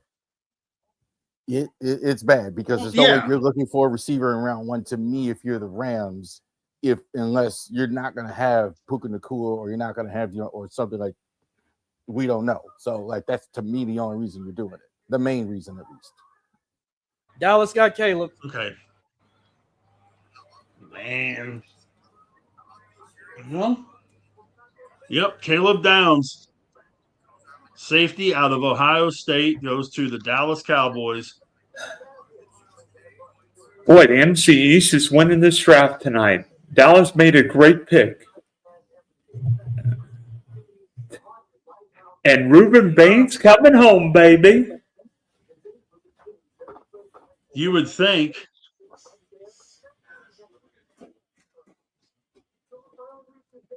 I mean, honestly, I've watched a ton of Caleb Downs. He was one of my favorite football players, always everywhere. I mean, I'm not saying he's Kyle Hamilton, Ed Reed, but he's so small. That guy's just everywhere. Everywhere. Like you see the football brain in some of these defensive backs. You know, we saw, I mean, Charles, you saw it firsthand with Ed Reed for over a decade. That guy just beat people, not necessarily with athleticism, but Downs. And I mean, Rich, you saw with Corey Ed Reed watched just ridiculous amounts of film. Ridiculous amount of film. Bill Belichick used to rave about Ed Reed. Downs, I think, he does everything on the field well. You need ball hawk, he got you. You need somebody to rush the passer, he's got you. You need somebody to play in the slot, he's got you. There's nothing he doesn't do well. He's almost like he's been so good for so long that almost kind of hurts a player because you sit all your time looking for flaws. So I think maybe he's been just so good for so long, I think it almost hurt him. there's almost too much hype around him. But he's fantastic. And he's an undersized safety, though, 5'11", 206. He's probably going to need to put a little bit of muscle on to be able to be really successful in the NFL. He's going to need to get somewhere in that 215, 220 range, don't you think?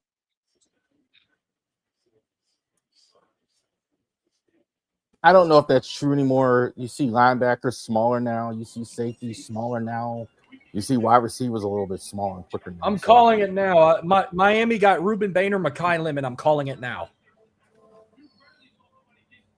Because they're picks in. They ain't announced it yet. Ruben Bain would be the popular pick. Mekhi Lemon would be the one that makes the most sense. But Ruben Bain would be the popular pick. And honestly, I must say this. I think the NFC East all drafted really well tonight. I mean, New York getting Orville Reese, and who was the pick at 10? Mayoga. Yep. And then Washington, Sonny Styles, and Dallas getting Caleb Downs. By the way, 4 Ohio State Buckeyes in the top 11 picks. Yeah, tied for the most all-time from one college. By the way, we're talking about Puka Nacua. He's facing a civil lawsuit alleging assault, battery, and gender violence, including a claim that he bit a woman on the shoulder on New Year's Eve 2025. He stated, his attorney denies the allegations, calling it a shakedown, and states Nacua voluntarily entered a holistic care facility for personal growth in March. He was also accused of making anti-Semitic statements at the event, such as F all the Jews. Like I said, if he's found guilty of that, he's going to get hit for personal conduct policy. And not to get political for 30 seconds, but Jews, you can't say anything because they're the ones backing a lot of financial stuff in a lot of industries. So this is why you see a lot. Francis Mayoga might have some medicals, which is why he slipped in the draft. I'm not denying that, Rav, but what I'm saying is you're getting into the religious and gender stuff. The Miami Dolphins select Caden Proctor, offensive tackle, Alabama. Wow. I think that's a really good pick. Oh, it is. You build from your lines. I think it's a great pick. And he's going to. Here's your run on lineman, Dylan. You were waiting. Yeah, you called it. He's going to protect. What? Malik. Malik Willis. Willis. Thank you. I wanted to say Wilson, and I knew that wasn't right. Is Ruben Bain going to end up a Baltimore Raven because the Rams aren't going to take him at 13? Why won't they? Well, the Rams don't need pass rushers, not with the guys they have. I believe they can the do it. Rams. I've got to think somebody's going to move. Somebody is going to make a big trade in the next pick or two. It might be the Rams pick is in. Oh. Rams pick is already in. All right. So. I got breaking news. All right. The NFL announced. Well, I mean, we already knew where they were going this coming year, but they announced their next 4 Super Bowls until 2030. 61 is in LA at SoFi. We knew that. 62 is in Atlanta at Mercedes-Benz Stadium. 63 will be in Vegas at Allegiant Stadium. And for the first time ever, Super Bowl 64 will be in Nashville, Tennessee, in the brand new Titan Stadium, if it's whatever they call it, whatever they end up naming it. Okay.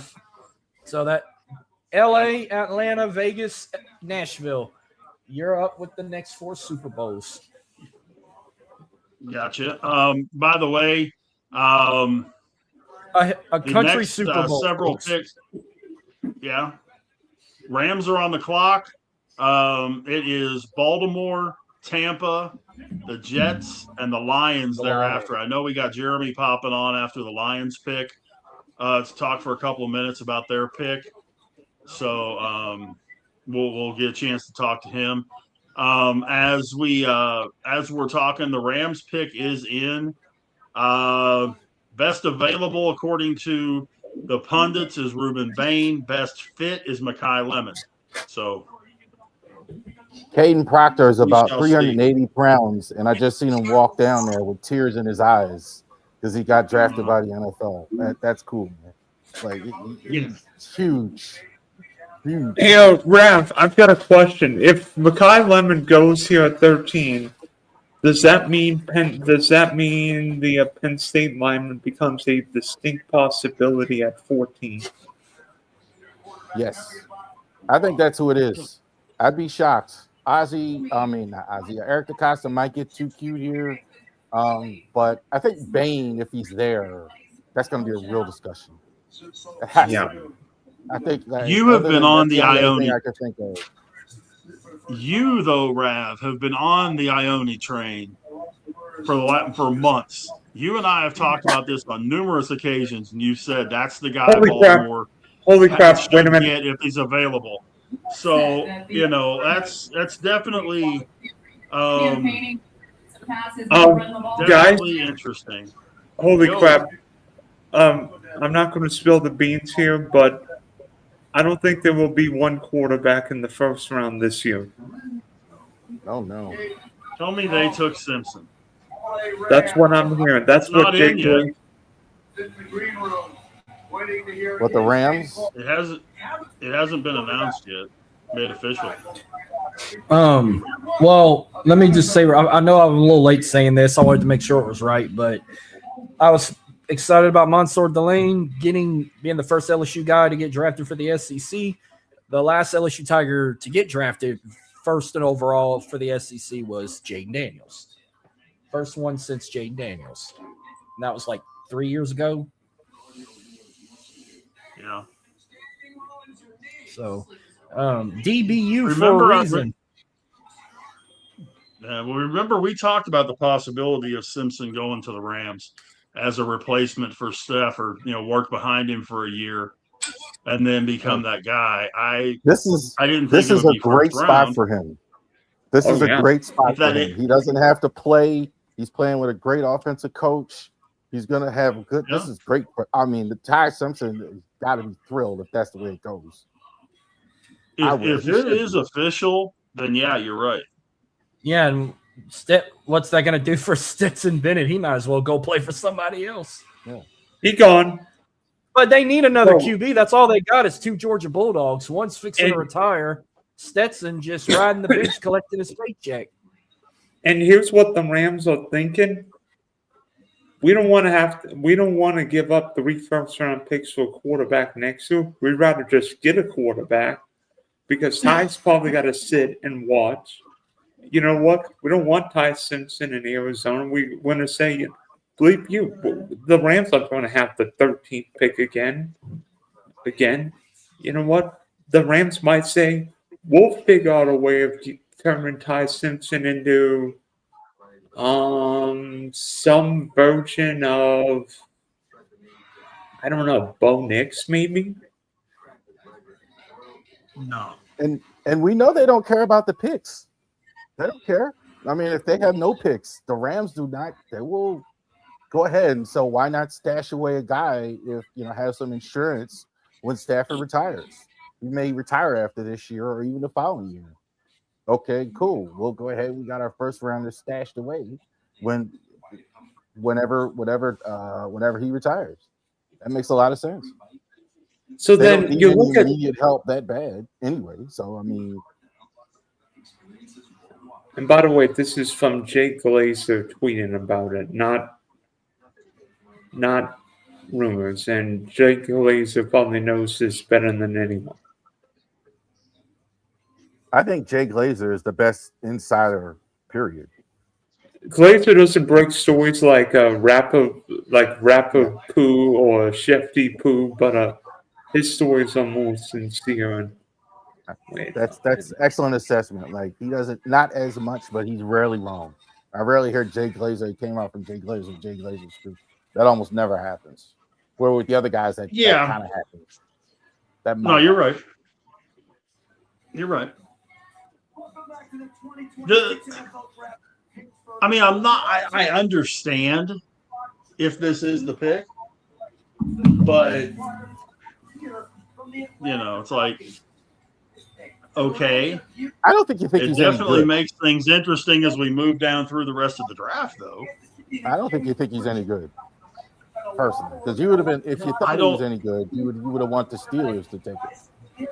So I don't think he's that. I don't think he's that good. yeah, I think Tristan Chambliss is going to have a better NFL career than he is. Yeah, but Chambliss isn't even in this draft. But what I'm saying is, we're talking coming out of the same conference. And I think Nussmeier might actually have a better career than Ty Simpson. I don't think he's the best quarterback coming out of the SEC.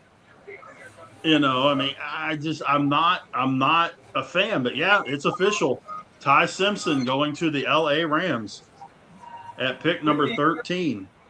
The 2026 NFL Draft. The Los Angeles Rams select Ty Simpson. Yep, there we go. 2 quarterbacks gone. So, by the way, we could hear the TV on that one. man, this is not win at all the way we thought. I mean, I didn't back to back. Back-to-back Bama players gone. Yep. Caden Proctor previously. So I mean, I'd have lost a lot of money if you'd have told me Ty Simpson would have had a Reuben Bain. I mean, you got to be kidding. You'd have told me Ty Simpson was going to the Rams instead of the Jets in the second round, I would have lost money. Well, but now comes Mr. Rav. That'll be your last quarterback tonight. Oh yeah, there's nobody else. The Baltimore Ravens on the clock. This one's you, buddy. Yeah, how you feeling? It's certainly Vega only on the board as well. I think with Bain there, I think I could hear Eric DeCosta's wheels turning for that great defensive player. So that's the only other name it possibly could be. So all the other offensive linemen what do the Ravens need more than ever, and what would you like to see them pick up with the 14th pick? Guards. They got to take interior line. I think center would be better. That would be the only other thing. But center, there's none available really in like round 2, 3. So like you're not going to take one here. So you're starting center, you're going to take one much. So you're going with protection for Lamar Jackson. Yeah, I mean, short of that, I think a receiver, if one was there, was in order. But I think they're gone too. Like all the ones that you might consider here aren't there. You want a funny one, Rav? According to both NFL Network and ESPN, the top 3 needs for Baltimore: cornerback, safety, defensive tackle, then offensive guard, and then wide receiver. Man, I can only imagine the Ravery Sports feed if they took a safety. They'd be furious. Seems like they take a safety every year. Corner, I could see it. I think that's a bigger need than what people think it is. You got Humphrey getting older, Nate Wiggins, probably the only guy you have long term. Uzier like over 30, so I can see that one. Safety, I don't see it. Center guard is where they have to go. You just lost an All-Pro center. You struggled at right guard all year. You don't pass on a guy like this with this talent here as well. Can't do it. Yeah, I mean, I would be pretty blown away if unless the only other guy, but he's a tackle, is Monroe Freeland.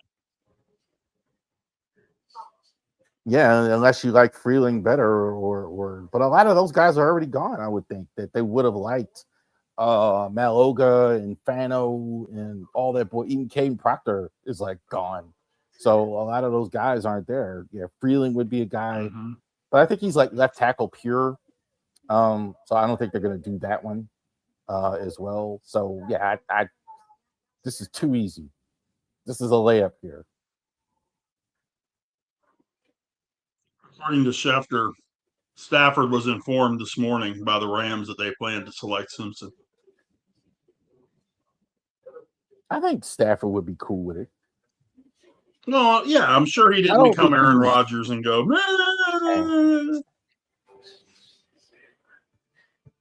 I think Because whenever probably he almost retired anyway, so I don't think he's.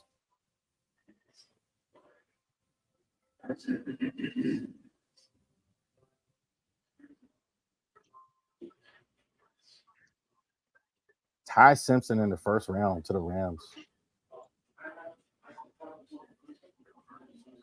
So after the Ravens make this pick, it'll be Tampa Bay, the Jets' second first-round pick, Detroit, and then Minnesota.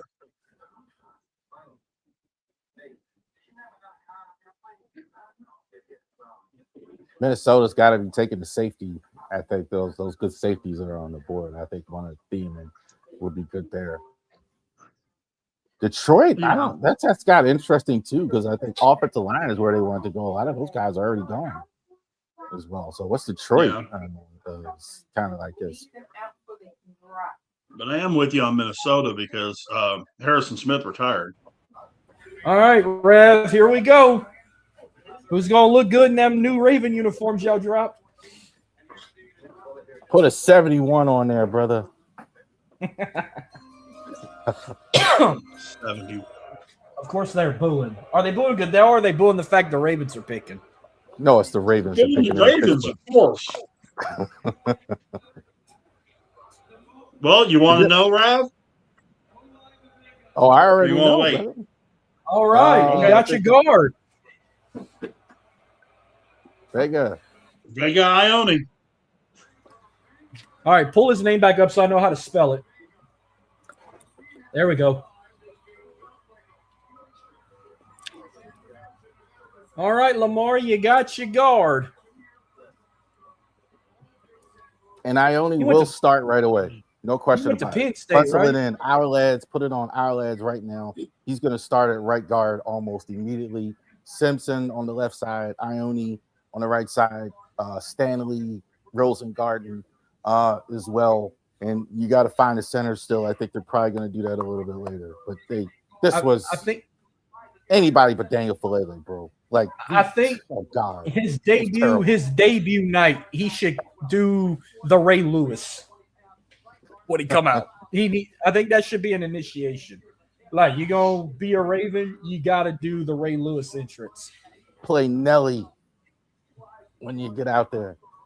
Which Nelly song? Country Grammar or EI? Hot in Here. So Ray Lewis always had Hot in Here when he came out of the tunnel. That's what he played. I've always wondered what song played. I thought they just played like random shit. No, they always played Hot in Here by Nelly. Gentlemen, with some Samoan dance. Yeah, gentlemen, the haka. The haka. I've got a question. What do you guys think about the Rams taking Ty Simpson? Because some people say, could the Rams have taken an offensive lineman, maybe Mekhi Lemon? But from Simpson's standpoint, he couldn't have gone to a better situation, right? Well, I mean, look at what Rich said. I mean, Matthew Stafford is getting of age of retiring soon, and all you got is Stetson Bennett, who I feel like he can't tell the difference between a sneeze and a wet fart. So learn from the best to be the best, even though I despise Alabama players. But Ty Simpson, maybe this is a good spot for him being in LA, and I think he'll fit right in. That's all I'm going to say. Go ahead, Rich. By the way, Tampa's pick is in. I bet It's they going to got be that boy Reuben from Bain, Georgia. I would firmly believe. I would firmly think say- it's going to be Reuben Bain. I was going to say the linebacker from Georgia. No. Don't they need a linebacker? Well, they need defensive help. They need pass rush help. They need an edge. They need corners. They need linebackers. They basically just need to completely overhaul their defense. Kind of like, what about Sadiq here? The tight end. I don't know. I don't think so. I don't think. I think Sadiq is good until you get to Carolina.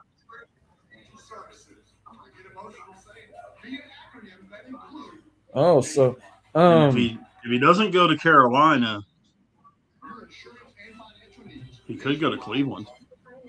This might be no. I'm gonna kind of change. I'm gonna change another football subject. This is Texas high school football related. So, Rich, I guess you can say. I don't know if this. I guess this has been going on year after year, but it's like every year or every 6 months, according to like Max Preps or something. I see like a certain like school district or just a high school alone get proposals for these $1 million stadiums that like state of the art. You know, like Allen, for example. Now Lufkin proposed a $42 million stadium, and they're voting for it in May. You think it gets approved? Very possible. I mean, I would say, I would say 70-30. I don't know if it's for the Lufkin Lumberjacks. I'm pretty sure there's other schools around Lufkin in that district there. But yeah, but Lufkin would be the one that would use it most. It's kind of like with Waco, where you have Waco High and University High that share the stadium. Who's LP? Because that's what they show right here, and that ain't the Lumberjacks. It's Lufkin Proctor. That's where Des Bryant went. They said it was a school that Des Bryant went to in Lufkin. I gotta double check myself because I don't want to. Well, you know what? That is the Lufkin just Panthers. Attended Lufkin. Yeah, LP is Lufkin Panthers. Okay, it is the Lufkin Panthers. Yeah. I thought they were the Lumberjacks. No, it's the Panthers, the Lufkin Panthers. Yeah, they're getting they're voting on if they get this proposal of a $42 million stadium, which some of these proposals I've seen in the last year have been insane. Like I saw one from a school in San Antonio, one from the Dallas area, or two from the Dallas area, and now I'm seeing the one for Lufkin. Like these are like incredibly, insanely awesome. Hell, LaPorte just got them a new stadium. Like they got them like it was like a $16 million stadium or something. The LaPorte Bulldogs. I'm pretty sure they ring a bell to you.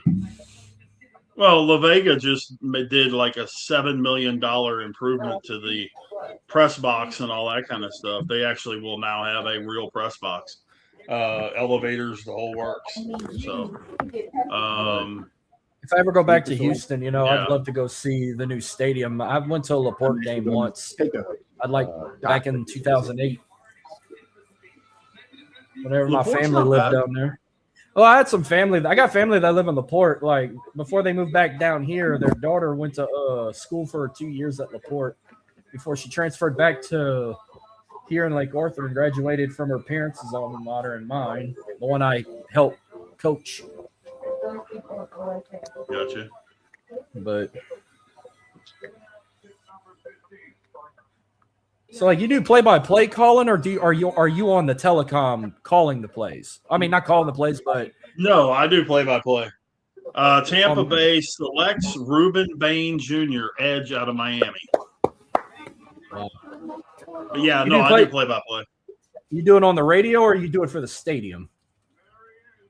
No, on the radio. And then occasionally it goes on TV. Well, yeah, if we're doing stuff for like Dave Campbell's or whatever. So you're like amazed the high school productions that some of these teams have, like anywhere now. You'd have a suit and a tie and a microphone in your hand on TV. I have a polo shirt with the station logo on it, the La Vega logo, and then I wear a headset. I don't use you wear a headset. I'm gonna have to watch. I use the headset with a mic hanger. Yeah, see, to be honest, Rav, the only like area in Louisiana that got a TV deal is the New Orleans area. They cover all their high school football on Fox 8. But Baton Rouge got a YouTube deal with YouTube TV, so they broadcast their shit on YouTube, and they have an app. We're kind of going down that route, but right now we are using an app called Huddle Fan. So like the high school I do. If you want to watch us, which there's no commentary, it's like watching game film. You can watch us on Huddle. We have a thing with oh crap! What is oh my gosh! I can't believe I'm losing the name of the podcast network. But there's a podcast network here in the area that is centralized. They have a ton of different podcasts, And part of what they're doing is a bunch of high school football, and La Vega is one of the ones that they do. So they'll use my audio with their video. Rogue Media is what it's called. And so, they'll take my audio. They would take my audio and pair it up with the video and go from there. We have well, I wouldn't call them a podcast. They stream every Wednesday on Facebook and YouTube. They're called Under the Lights. Twice a week, they'll do a Thursday night and Friday night game. They go all over the state and broadcast live football on their YouTube channel and on their Facebook page with a commentary team, with a sideline guy, with reporters, everything. They go all over the state twice a week, and we were undefeated every time they came until this past Halloween, the night you heard on the freaking radio, I holler chicken shit to a referee. So, gentlemen, Jets at 16. Yep. Have to think wide receiver, right? Why? You think? To me, I'd be going defensive back. I like you lost Hot Sauce Gardner. Yeah, I'm more that. I think Omar Cooper, maybe they like him. That's possible. I wouldn't shock me if it was. Omar Cooper be your best bet. Oh, Mekhi Lemon. Wide receiver. Mekhi Lemon. They already got Mekhi Lemon. Mekhi Lemon's still on the board. No, Mekhi Lemon's still on the board. No, he's still on the board. No, the only receivers that got taken. They only took 2 receivers so far: Cornell Tate and Jordan Tyson. That's the only 2 receivers they took. But you gotta. You got to go corner, man. Since you lost Sauce, I'm thinking they got to go either Gerard McCoy or Brandon Cisse. I would go Jared McCoy. Yeah, maybe Colton Hood, but I wouldn't even. Yeah. For me, it's McCoy. But that's just if they go edge rusher, get the guy from A&M or get the guy from Auburn. If they go edge rusher, Falk, which I doubt they would. I would go. Yeah, I could see going Falk. From Auburn, the kid from A&M isn't bad. You talking about Cassius Howell? Yes, I didn't. I like Cassius Howell. I didn't think the Ravens. If the Ravens had taken him like at 14, that wouldn't hurt my feelings. He's really good. Yeah, he's real good. Not as Falk and Howell. If you want the athlete, the body build, like you want Falk, like. Howell is not as good, but the production in college was good. So that's pretty close. Yeah. No, you're right. You are right. Jets pick is in. Has been in, actually. They got Kenyon Sadiq from Oregon. Yep. They got the best tight end. Not sure. What? Yeah, but they just drafted a tight end in the first round 2 years ago or last year. No, that's a terrible pick, Jets. That's a terrible pick getting Kenny Sadiq. That's a bad landing spot. Oh, gosh. Unless they're planning on using him as a wide receiver instead of a tight end. Now, if they're going to do that, okay, I might be on the train. May I? Didn't Jet fans? Didn't the New York Jets take Kyle Brady in 1995 when Warren Sapp was on the board, and we all know how that turned out? Yeah, but they also just took a tight end a couple of years ago in the first round. Mason Taylor from Louisiana State. Wait, right. Man, you know who we should have invited when the Jets? We should have invited Marvin Powell on. I enjoyed talking to him. I can't wait to have him back in the future. Oh, I'll tell you what, Kenny Sadiq just found out. The Jets. I love the player, but that's a bad landing spot. That's almost worse than the Cardinals taking Jeremiah Love at 3. The Jets just took 2 picks tonight. They're still on the clock. They're just bad. Oh, I just don't know what they're starting Geno Smith. That's insane to me. That's just plain. Yeah. Nobody wanted to go there. That's why they're starting him. They And I couldn't mean, I carve love one Kenny touchdown? Sadiq. I mean, I had him going, I think, 19 in Carolina. Carolina's a much better landing spot. That's where I had him. But now we got Detroit, and of course we'll have Jeremy joining us right after the pick is announced to talk about the pick. So, but the pick is already in. The best fit, according to both NFL and ESPN, is Monroe Freeling. I got to agree. Yep. I mean, that big tackle would definitely be very nice. What do you guys think?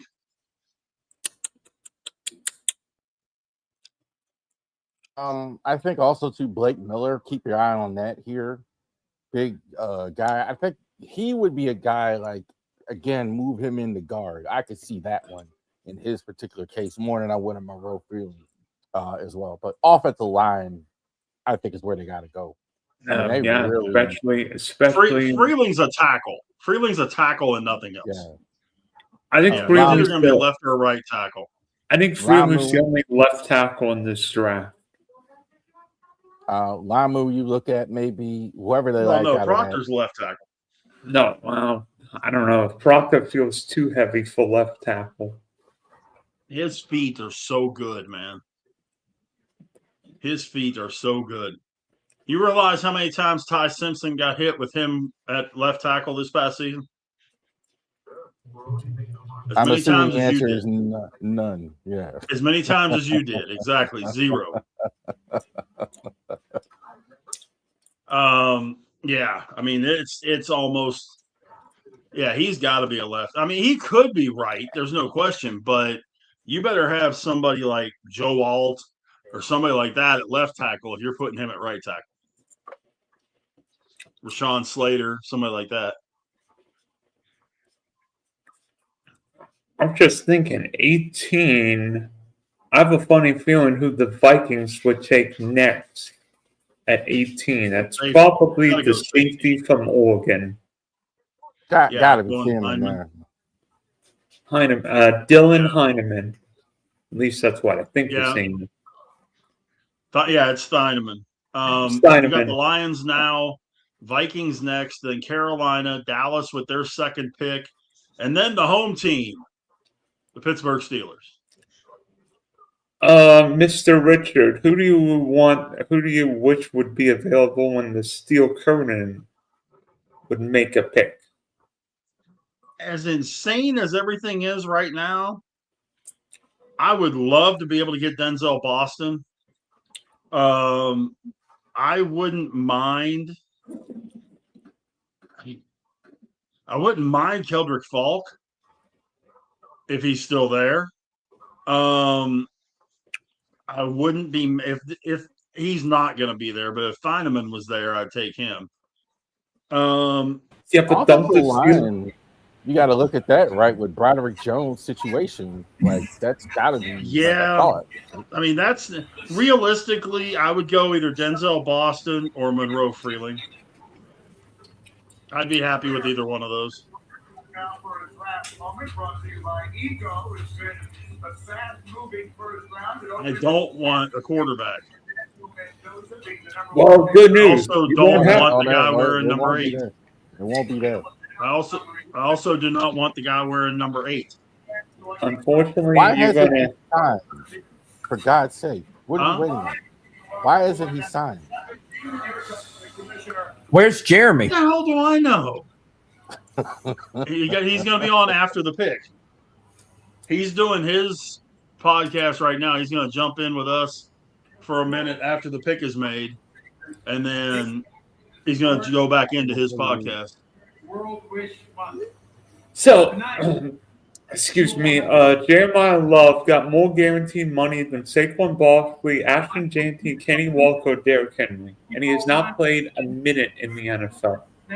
Well, but that's the way the structure is right now. The only reason he got that kind of money is because he was top 3.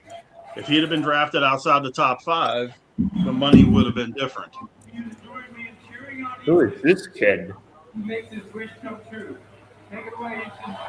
probably one of those super fan deals. You'd probably make a wish. Offensive tackle Blake Miller. From Offensive Clemson. tackle Blake Miller from Clemson. That's who I wanted the Texans to get. So Monroe Freeland's dropping. Well, I didn't have him, but I had him at 24. So nothing out of school on that one. By the way, is Now it a up Minnesota? Is it a Blake Miller or Blake Fisher? Excuse me. Blake Miller. Okay, from Blake Miller. Clemson. That's who I wanted the Clemson, Texans to get. That's who I wanted Texans to get. I think I had Miller going to Philadelphia, but interesting. But same That's area. where I had him going Philly. Yeah, I had him Freeland going was to kind of a Philly, too. late mover as far as the draft too. Like he kind of moved up to the first round. Guys, Monroe Freeland's going to be a Philadelphia Eagle. They always take Georgia Bulldogs, Alabama players. Just like If the Steelers Saints don't take take him, Ohio I think State you're right. players. just like the Saints take Ohio State players and Chiefs take LSU players. Well, you Yep. didn't take a Buckeye. You didn't take a Buckeye this year. I know, but I'm just saying majority Minnesota's pick of is that in. team is Big Ten or Ohio State. But look at over the years, like Marshawn Lattimore was, Chris Olave was another Buckeye. Who was another one they once had like 5 Buckeyes on their team a couple years back. That's the last 2 I can remember from the past was Marshawn Lattimore and Chris Olave. And Honey Badger they had too, LSU guy. No, I'm talking about Ohio State. No.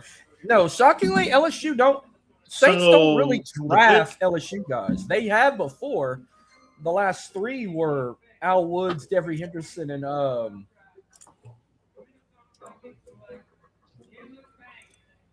Caleb Banks. Yeah, I was going to say Minnesota's pick is in. It's Caleb Banks, the defensive tackle out of Florida.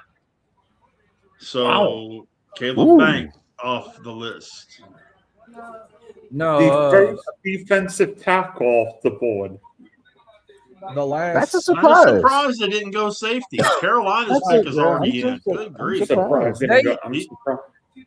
Rav, they'll pick up LSU boys in trades. Like they had Honey Badger once in a trade. They had Foster Morrow in a trade. But no, the last 2 LSU Tigers I remember getting drafted to the Saints was Al Woods and Devery Henderson. You would think teams would do that more often. I wonder why Maryland players don't play for the. You would think or Steeler players play with University of Pittsburgh very often.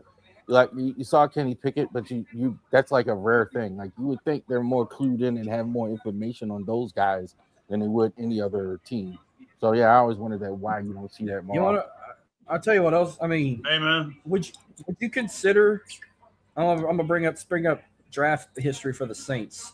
Could you believe that it was 20 years ago?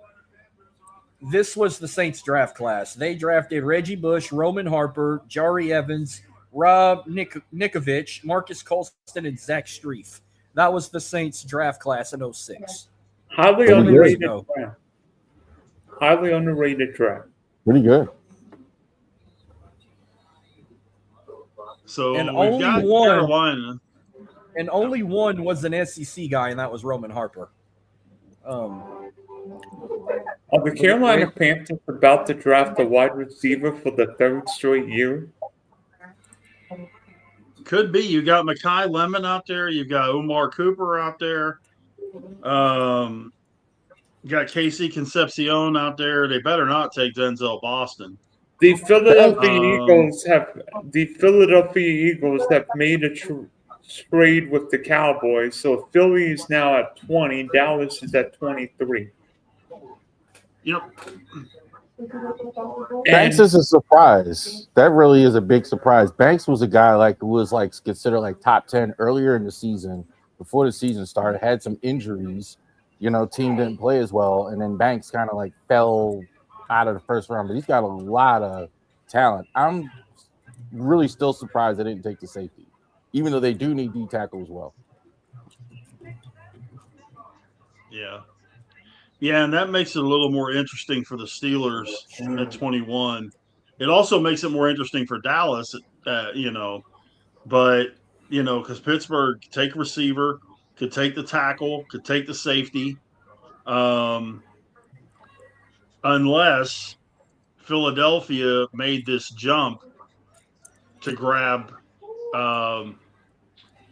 Yeah, that's what I'm thinking, to maybe get Freeling at 20. And then it's your turn after the Eagles Steelers. So PA team in 20th, and the other PA, the hosting 21. How you feeling? It's almost your time to shine. Yeah, it's getting close. By the way, after CT scan, Banks is on pace, fully clear of football activities in early June as he recovers from a surgically repaired bone in his left foot.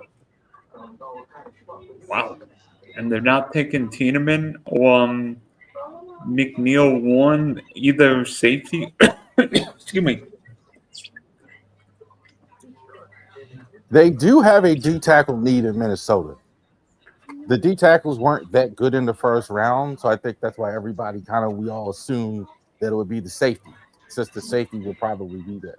And obviously Harrison Smith's retiring, but the D tackle need is a real thing as well. So they probably think, okay, we'll take the safety in the second round or later, and then do that. See, because you could probably get a decent enough safety like a little bit later. But it's risky, but I would have taken the safety, man. Thiedman, I think it's a stud. I think this guy, he might have the best range in the NFL. He's not even there yet. All over the field. Tremendous speed. Yeah, it's gonna be interesting to see how that whole thing plays out for them, because he's a big defensive tackle, 6'6" at D tackle. Yeah, it's a little taller than what you normally want to see at D tackle, but it should be. These next few picks are going to be interesting. And by the way, we've only had 2 of the 18 picks so far that we didn't have in our mock draft. We did not have Ty Simpson, and we did not have Caleb Banks in our mock draft. We've had all the other ones in there, just not necessarily with the right team.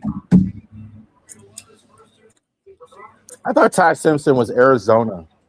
They were going to do it tomorrow, or get back late. Carolina takes Monroe Freeling.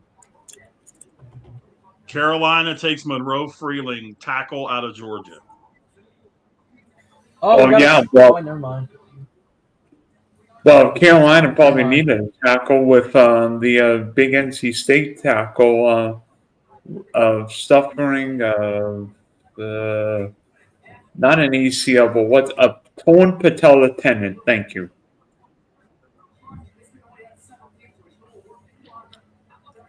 I just wonder if Philly's now kicking themselves in the butt, going, "Well, there went our guy." Yeah, they wanted him to protect Jalen, and now he's going to be protecting Bryce Young instead. Right, but there's still offensive line. There's Caleb Blau. There's well, that's pretty much about the only first round grade that we had. Holy linemen. Eagles pick is in though. Caleb Lyman was kind of what I'm. Could they possibly? They went. They picked Makai Lemon out of USC. You think, or you saw they just announced it, or that's what you assumed? They've announced it, yeah. ESPN has it. Makai Lemon out of USC. You're like a few seconds ahead of me. I mean, this is good. You got him in Devontae Smith. Well, AJ now Brown. That tells you AJ Brown's out the door.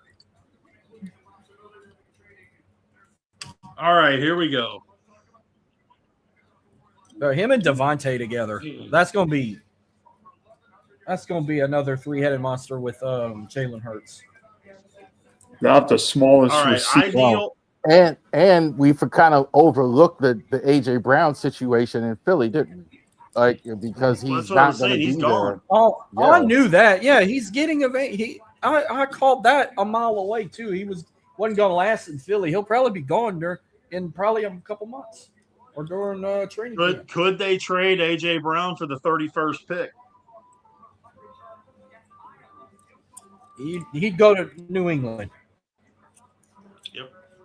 Would this be like an By the NBA way- trade?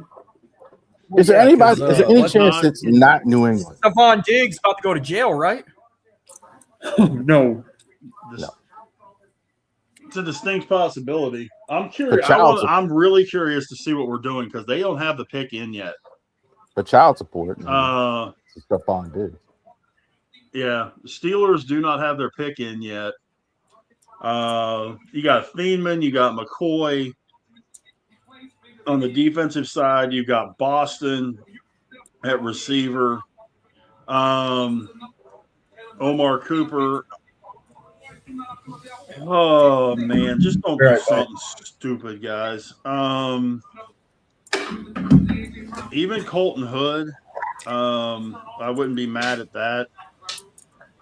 But yeah, the McDonald's Steelers, there's interesting. 5 minutes left, and they haven't made their pick yet. Oh, by the way, Donald on defense, I think that's something they should look at D-line. the Cowboys got 2 4th-round picks to move back 3 spots. Yeah. And by the way, Well, and coming up after the Steelers, we have the Chargers, the Cowboys with their second pick, the Browns with their second pick, and the Bears. The Bears. Steelers still haven't made their pick yet. did we give Jerry What the in the link? flying blue frick are I they doing? think Adam might have interfered.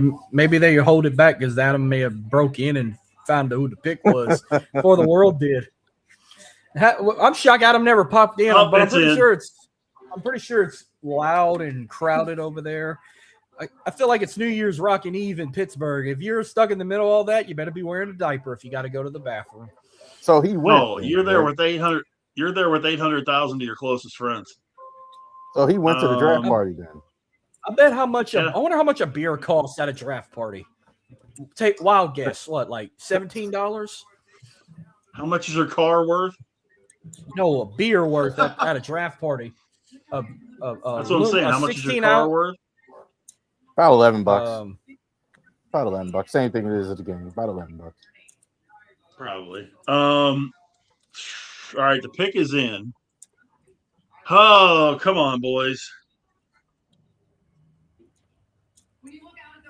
That's I my mean, I'm surprise pick. I will reach through the interweb. Watch them. What, you think they're going to get somebody I don't need? I'm not sure. Hey, the Saints have done some shit like that. And naturally, they're going to draw this shit out because it is Pittsburgh. They got to satisfy this Steel City crowd, or terrible towels are going to be used to clean up blood in the streets of Pittsburgh. Something like that. I mean, there's a Messidor? 4 or 5 guys I wouldn't be mad at. But Messidor? That could be. Oh, they're playing Thunderstruck. Is that like a fight song for y'all? Because I thought that was for the Dallas Cowboy cheerleaders. oh, it is for the Cowboys cheerleaders. But no, you're going to hear Renegade, I'm sure, here in just a second. Renegade is what you hear. Oh, at the Myron. Steelers games, Pirate We games. got Myron. If you're watching the NFL feed, we got Myron on the board, ladies and gentlemen. Heck yeah. You betcha. Myron Cope, the greatest announcer in the history of sports. There it comes. We should just let They that got bed. do they got people in the football stadium too? No. They got it lit, though.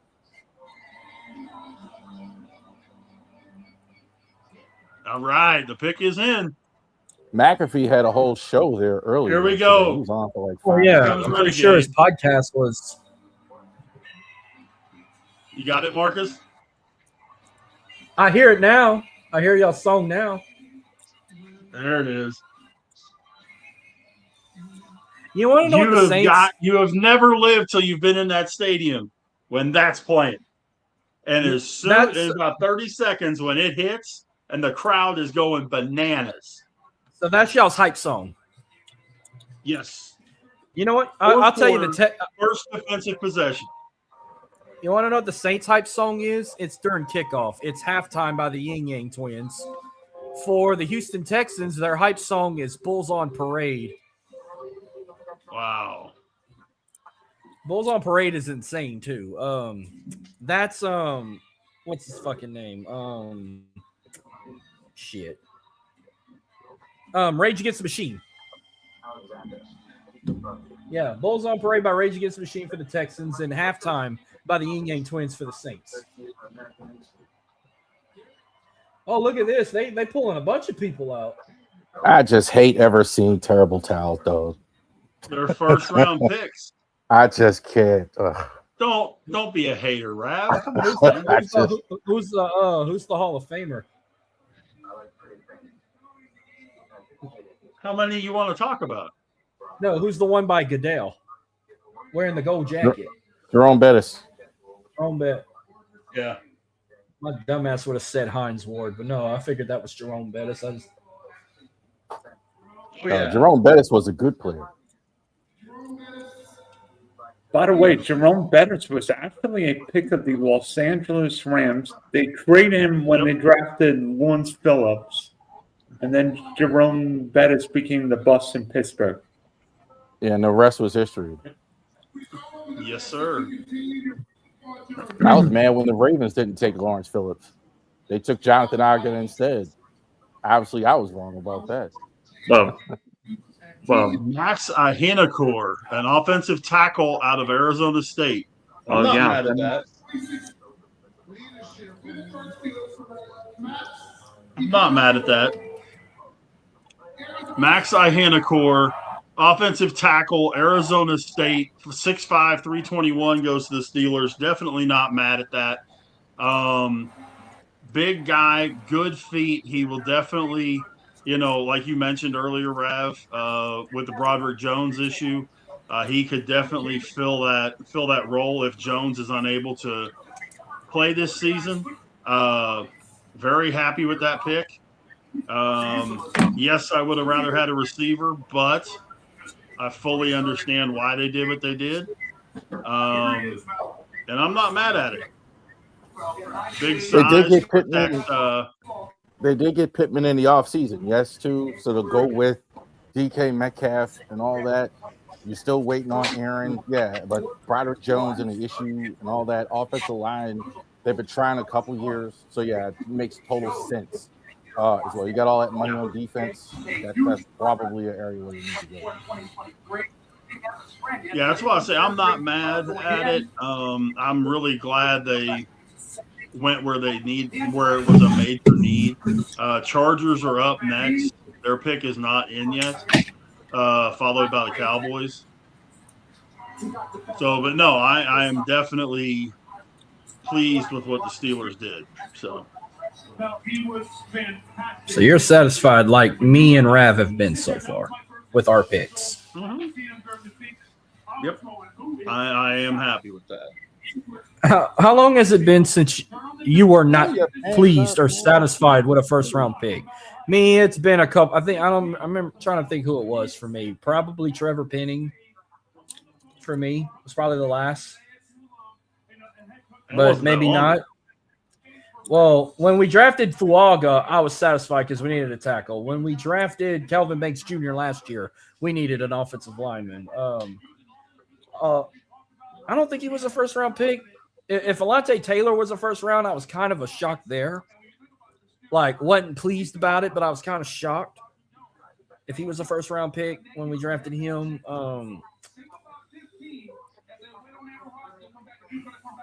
I think Trevor Penning was the last one for me, where I was upset. I was not happy in 2024. When they took, yeah, I'll think of his name in a second. Fatanu, Troy Fatanu. We're now. They took him at 20. When you had Quinion Mitchell go 22, Terry and Arnold went 24, and Xavier Worthy went 28. I was not happy. How happy were you when y'all drafted Najee Harris? At that point in time, I was real happy. I was real happy about that. I figured Najee was going to come in and make a difference, and he did. He really did. He had 3 straight 1,000-yard seasons and played really well for us. And then he just started getting hurt more and more. And, injuries breed injuries. And he was just getting hurt more and more. And we had to let him go. The Chargers have selected Akeem Mesidor, edge out of Miami. Well, yeah, Khalil Mack's 79 years old. Yep, that definitely helps their pass rush. Chargers are another team. They kind of always like the Eagles. Offensive line, defensive line. Offensive line, defensive line. They take a receiver, but they always kind of they don't never get too far away from the trenches. They understand where you need to win games. I wonder why. Maybe a certain last name. Hardball, yeah. So next up is the Cowboys, followed by the Browns, Bears, and Bills. What do you guys I'm waiting to think? see. Do what? Oh, go ahead, Marcus. Go ahead and say your spiel. I was gonna say, like, with the next 4 he named, I'm interested to see what the Bears and the Bills do here. Like Cowboys, I feel like they're gonna draft another safety or something. Cleveland really don't give a shit, but it's like the Bears and the Bills. I'm waiting to see them too. One of them supposed to get a wide receiver. Need a wide receiver. The other one, I think, need a defensive player. I could be wrong. I wouldn't be surprised. That's all I have to say. I wouldn't be surprised if the Bills move back because Buffalo doesn't have the 2nd-round pick tomorrow. I think the Bears at 25 probably look defense, probably look defensive line, maybe one on the pass rushers or corner. But if the Bills are stuck at 26, maybe McDonald, the pass rush from LSU, and maybe McDonald, the nose guard from Ohio State. Well, Dallas right here, I think they go DB. I think that's where Thienemann's end up going, which I hate. Or McNeil Warren. And if the Cowboys end up getting one of those guys, they've stolen. Yeah. But they've already taken a safety tonight. They're going to take 2 safeties? No. You realize how bad their DBs are, man? I realize it. I'm just saying. I mean, that whole setup is horrible out there, man. They're even their regular, even their corners are no good. I wouldn't be surprised if they went after like a Gerard McCoy at corner. Would not surprise me a drop. We got a couple of minutes because they're in commercial, but the Cowboys haven't made their pick anyway. From what they're showing here, the best fit is Keldrick Falk. The best available player is McCoy. But I mean, with what we've got left, I think Dylan's right, or Marcus is right. I think we're going to see at least a team, maybe 2, go back, and I wouldn't be surprised if Philly gets enough. It will not surprise me at all if we see a trade come across with that 31st pick that A.J. Brown got traded to New England for their 1st-round pick. I think no more. We might get one more or no more than 2 trades left in the 1st round. One, I can guarantee that 31st, but if shockingly a second one comes, I'll be surprised, but I mean, I doubt the Texans would trade. They'd be stupid if they trade. That's the one I've been waiting to No, find but out. I think you're going to see a team trade out. You're going to see a team trade out, whether it's It'd probably be Buffalo, the Texans. Seattle, or the Texans. Well, I don't know that it's the Texans, though. I don't think it is. Well, Because there's Marcus, still some guys there that they could really use. well, Marcus, remember, the Texans have 2 second-round picks tomorrow, so makes it less likely the Texans want to trade out. If anything, maybe the Well, this wouldn't be the first. They've traded first-round picks like twice in the last 5 years. And all I've seen is Battle Red pissed off. Like, man, we got to go another year without a first-round pick. Like that, they can't handle a third in 6 years. Like that, no, they might as well just pick it. Get your O-line for CJ Stroud, and then you go from wherever you need after that.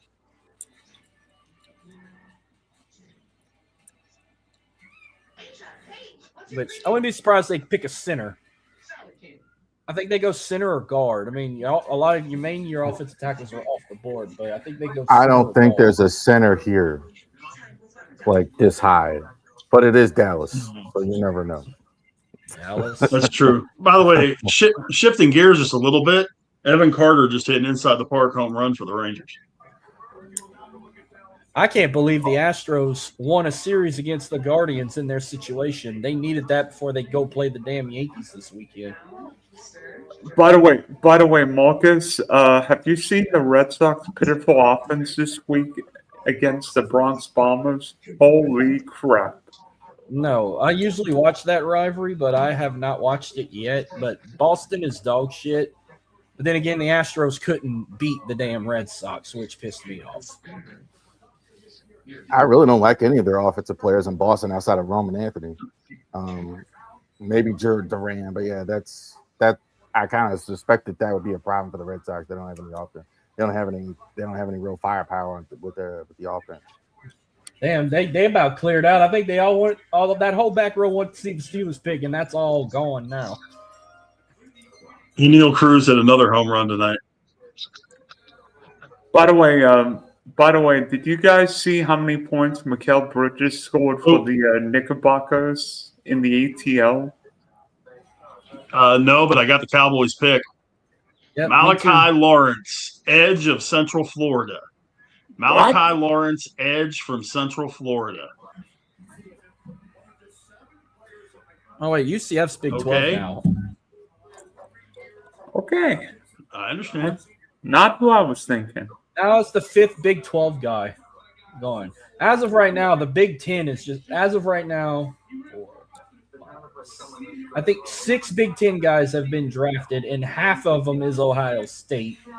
As of now, the SEC has now had 5 drafted, 1 from LSU, 2 from Alabama, 1 from Florida, 1 from Georgia. The ACC currently has 3 drafted, 2 from Miami and 1 from Clemson. And the only one other solo left is Notre Dame in their own little conference. So it's back and forth with the Big Ten and the SEC. There are like 5 premium positions on a football field that a team looks for. I've done a video on this: quarterback, wide receiver, edge rush, left tackle or tackle period, and corner. And that's what you've seen tonight. The premium positions, regardless, are winning out. You've seen the edge rushers, we've seen wide receivers, we've seen quarterback, we've seen all these things, we've seen those premium positions. In some cases with safety, if they really have a safety need, but like teams are just staying true to that, like that, the premium positions on the field as well. Correction, the Big Ten has 8 drafted so far. 8. So SEC, does Cleveland 5. Does Cleveland go receiver here with Denzel Boston, or do they possibly go O-line with Caleb Lau? I think they go receiver. That's just me. They want to make Shedeur Sanders or Dylan Gabriel, whoever's going to start, shine. Or I'm going to just say Shedeur Sanders on his behalf. I think it's receiver as well. And that's probably like all you got left to get because all the Makai Lemon, who was the last one picking up, you got to go with that one Rich You mentioned. either got Boston, either The Denzel one from Boston or Washington. Omar Cooper. Yeah, that's Denzel Oh, from Boston. Indiana? I think Omar Cooper's I the think, Indiana kid. Omar Cooper's the I Indiana think, kid. I think it's going to be Denzel then. This Or is there's going to be Casey almost. Concepcion out of A&M. Boston has the higher upside. His athletic Yeah, gifts definitely. are off the charts. Like, you know, as far as like, as I'm sure at the combine, they were like, wow, with this guy, like really green though. He's not going to be right away. I'd be surprised with that. Omar Cooper isn't as athletic, but he's a finished product. So like he's Right. going to be really good right away. Probably like that. If you can put him in a slot, he's going to be really good. Yeah. But yeah, guys, you know, for those of you watching live, we appreciate you hanging out with us. We've been having a good time for 2.5 hours now. It's been pretty cool. Again, I'm Big Rich to my right over that way. That's Dylan over there. Marcus is directly below him, and Rav to his left. You know, it's definitely been an interesting draft. The wheels went off the cart quick. Pick 3, the wheels went off the cart, and they kind of been off the cart ever since. But you could argue pick 2 if you didn't think Bailey was going. Well, yeah, a lot of people had that. But one. I haven't seen anybody make a pick where you're scratching your head. Maybe Minnesota. I don't know. I even like Minnesota's pick. I'm not against it. No, I think teams are better at this nowadays than they used to be. You used to always have like the Cardinals and the Bengals, who were just always like what the H. Like nowadays, there aren't too many super bad drafting teams. Now, once they get there, it's a whole different thing. Some teams are just not developing players, whatever. But there aren't teams that are like just doing off the radar stuff. The Raiders would always do like off the radar stuff, taking like Mike Mitchell in the second round. He was like a 200 player. Stuff like that. Well, you'll see a lot of that. Or the Bears trading up to draft Trubisky ahead of a guy named what is his name? Mahomes. Yeah, that guy. Exactly. You know, you trade up figuring, okay, you're going to get this big quarterback and all that. I think everybody thought they were going to take Mahomes at 2. Trubisky. Yeah. Who didn't start his first year, believe it or not. Everybody forgets that he didn't play at all. Alex Smith did the whole season. Probably should have never started. Yeah. I must say, Caleb Banks is probably the biggest head scratcher of the night. I didn't think he wouldn't have been my pick at 18 with the safeties, but I'm not in Minnesota's draft. Well, I think he was a reach. The Browns picked up Casey Concepcion from A&M. Yes, they did. Casey Concepcion, 6 foot, 196, Texas A&M. I like the pick. I like this kid. I think he's going to be a really good receiver for a long time if he can stay healthy. He hasn't had any health issues at A&M, but if he can stay healthy in the NFL, I think he's going to have a nice career. Well, I love this guy. He's got outstanding acceleration. He can go. He goes from 0 to 60. Now needs like, 2 more players to tie with the Big Ten. Yeah, he'll two have more an even better SEC career guys when than he they gets out tie of with the Cleveland. Big Ten. Oh yeah, absolutely. But now they need 2 more to tie the Big Ten with draft picks tonight. 2 more. That's their 6th guy, and Big Ten takes the lead with 8. And I made our thing for Saturday. I made our Lincoln shit. I saw that. For Cajun Tournament. Yeah, Yeah, the Bears are up next, followed by Buffalo, San Francisco, and the Houston Texans. So you can cut that out, sir, Mr. Dillon. Me? Oh, Yawning. I thought saw you him were talking to yawning in me. that box. No, I saw Dylan over there yawning in his box. You can cut that stuff out. All right, I got it ready for Saturday. It's in my studio. No, I got you. Yeah, I saw the thing in the chat. Yeah, I just made the link, so I got that out of the way. Oh, and the belt comes in, I think, Monday, courtesy of Amazon. Okay. So you might not see it. You might not see it this week, but no, you'll see. You might see it for fans of the Diamond. If not, you'll at least see it by open mic. Because I'm taking this picture, putting it in the bedroom or the bathroom, and I'm gonna put 3 more spots for 3 more belts. And I bought Ric Flair's belt, big gold, the OG one. It's going right here.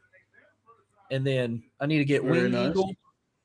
I need to get the Wing Eagle, the one Brett, Shawn, Yokozuna, Hogan, Macho Man all had, Psycho Sid, Undertaker, and then I want Eddie Guerrero's custom WWE Championship. That's gonna Did you see Ric Flair's interview with Ariel Helwani? Oh my God, just sad. Just sad to see Rick just drunk all the time, man. He tried to fight Ludwig Kaiser. That's why he wasn't invited to WrestleMania. He got beef with Ludwig Kaiser. But Rich and I are going to talk all about that Saturday, which I got good topics to keep it going about that horrific weekend. So tune in, folks. It's definitely not. Flair is the epitome of those guys that don't know what to do when they retire. He just doesn't. You get a lot of these guys, they go into something else, or they get involved with other things, or they just do the tour of the autograph signing circuit and all that kind of stuff. But Rick just doesn't know. I mean, to be perfectly honest with you, I'm surprised he's lived this long, or hasn't had a liver transplant. With all the stuff that he's drank enough for all 4 of us combined, and has been perfectly public about it. I hate to see it, but some of the guys, they do that stuff, man. It's sad. It's just really, really. He could be in a position where he was, especially with Hulk Hogan gone and some of these guys gone, really revered as one of the, and not that he's not still something, but come on, man, just drunk all the time. Speaking of that, speaking of Hogan, you noticed how they said he overdosed on medication after going through a divorce. That's what really caused his death. That hasn't been confirmed. That hasn't been confirmed by the medical examiner and all that. That hasn't been confirmed. So I thought you were at Point State Park, sir. I didn't go. I didn't get home to work till just a little bit ago. By the way, Marcus, the Houston Texans have made a trade with Buffalo, so Houston's on the clock at 26. All right, I'm gonna go. Yeah, I saw that. I'm gonna go fix that right now, real quick. So they've only moved up a couple of picks, but so they're going 26 instead of 28. Got it. Right. So you got the Chicago. Hey, I told you. Houston, then San Francisco, and then Buffalo. I told you 2 more trades were going to possibly happen, and look at that. You know what? I think there's one tackle who might be a first-round guy, and I bet you Houston got him. Caleb Longmu from Utah. Would this be the first time 3 Utah guy goes in the first round? Probably in a while. Yeah. I bet you the Bears get one of the safeties here. I think Feineman is going to Chicago. Or McNeil Warren. I mean, McNeil Warren's going to drop to the second round. Give me a break. Has Cleveland had the best draft so far? No. I The think that's Bears have possible. taken Dylan Feineman out of Oregon. Dylan Feineman goes to the Chicago Bears. Has Cleveland had the best draft so far? Nope. I think the Giants over better than Cleveland. Yeah. I Really? would say the Giants. I'll tell you who I think's had maybe. I'm honestly, I know my friends in the desert would disagree with me, but I think the Arizona Cardinals have had a terrible night drafting Jeremiah Love when all the defensive players not named David Bailey were available. They seemed happy and satisfied with their pick. That's why I didn't say much. Well, yeah. I love this pick that for you guys, Marcus. Exciting offense. Jordan Tyson. Oh, yeah. Him and Olave. Want to hear how bad our NFL Network on Sirius Radio didn't even talk about our pick? Why? They mentioned his name and just moved on. That's garbage. It's a good pick. I'm just saying what I was listening on the Sirius Radio, and they said his name and they just kept moving on. And then the Cleveland comes in and takes Concepcion. Then they got the lineman. By the way, it's nice when the greatest name in the world gets drafted in the first round, although he spells it differently than I do. Dylan, where's your suit and tie? You should have seen it earlier. He had it on at the beginning. You gotta keep. He just had the tie on. He just had the tie on. He didn't have the coat on. Oh no, he had the coat on. I didn't see a coat. I just saw the koala bear in the background in the kitchen. No, he had the coat. He said something about jumping naked in a hot tub too, or some shit. Holy crap! Did you guys see the tornado hitting Vance Air Force Base in Oklahoma? Holy! No, I did not. That was a major tornado country. I know that. Oklahoma, Nebraska, that's where they happen at. I know that much. It's going to happen in Pennsylvania soon, too, the way they keep tearing down these houses. Dylan, I thought that was a great move by the Dallas Cowboys. Yes, Your Majesty. I'm trying to get it up. Everyone, well, they don't have one for Jacksonville because of another wrestling company. But have y'all ever saw those legacy championship belts for like every professional team? I was trying to get the Steelers one up and the Saints one up to see if y'all would ever buy these. But look, I got the Ravens one up for Rav. You'd be down to buy something like this to put in your like man cave? If I could afford it. It's like $4.99 or $5.99 off of $500. I'm pretty sure you can find a replica on like Amazon or something, but yeah. It looks cool though. Oh yeah. Cool. Yeah. I think a lot of men would absolutely do that. Every time WB goes to town, there's always a football player or a baseball player holding their team's belt. They got an Orioles one too. I just didn't pop it up. That's the only since it's NFL night, I pulled the Ravens one up. But I'm trying to get the Steelers one up for Rich, and I'm sure Rich seen it before, but I'm trying to get Dylan, why do you think that's a bad trade for the Cowboys? No, I didn't know. I didn't think it was. I think the Cowboys probably wanted to get another pass rusher, and you know what, getting other picks probably made. I think the Eagles probably thought, you know what, Mekhi Lemon's better than anybody we're going to get at 20.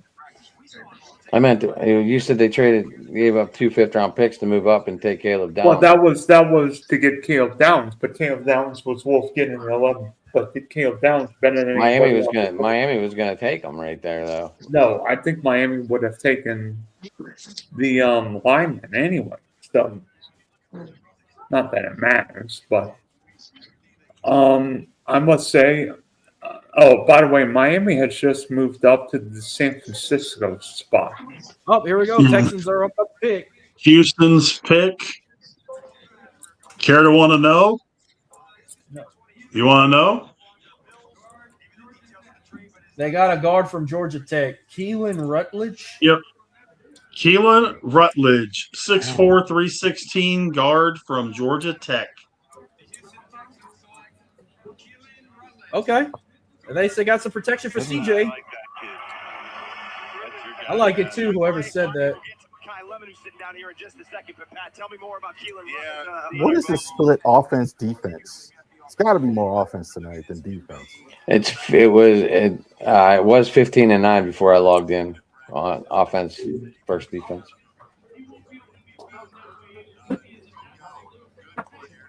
Just letting you know, Rob. There's your quick question. Yeah, Okay. I'm just all these defensive players, and we're seeing like guards. Rutledge, I mean, that's a reach. That's a little high.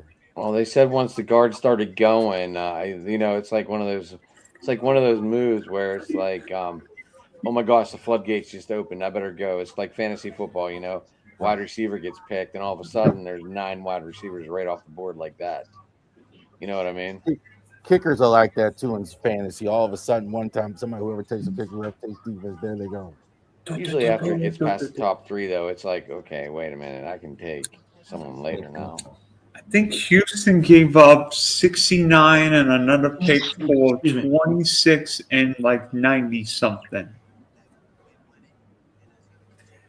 Hi, They Rich. got a Now what first we've round got pick finally. is- Hi, Rich. How are you tonight, Now- sir? How's it going, man? Good. Now we've got Miami, Buffalo, Kansas City, San Francisco, New England, and Seattle to wrap up the night. Oh, all right, so Miami traded with the Niners. Did Yep. anyone see Yes. Caden Proctor's squat? Bench? Yep. 815 pounds. Lord have mercy. What? I He wouldn't did doubt it. 225 41 times at the combine. wouldn't doubt it. Caden Proctor did 815 on a squat. I wouldn't doubt it. Yep. I don't think I could do I don't think I could even squat 225. The I used to be able to Dolphins squat a pick lot. is in. I used to be able to squat I a think lot. they're going but DB here, guys. Who's up? Dolphins. I think they're going DB here. It's either going to be Dolphins, I have McCoy no idea. or McNeil Warren. Dolphins have what? 16 picks now? Something like that. They drafted Caden Proctor so far, but The Steelers had the most picks in this draft at 12. The Dolphins outreached them now. With that trade with the earlier one where they got them 2 5th rounds, and then they made that later trade where they got 2 more 4th rounds. They have no players. Yeah, I think that puts them at They 13. might need all 12. They might have 10 rookies. 10, 12. By the way, the Bills moved back from I think either 61 or 69, traded 93 and got a 5th round pick. So See if we can break 100, boys.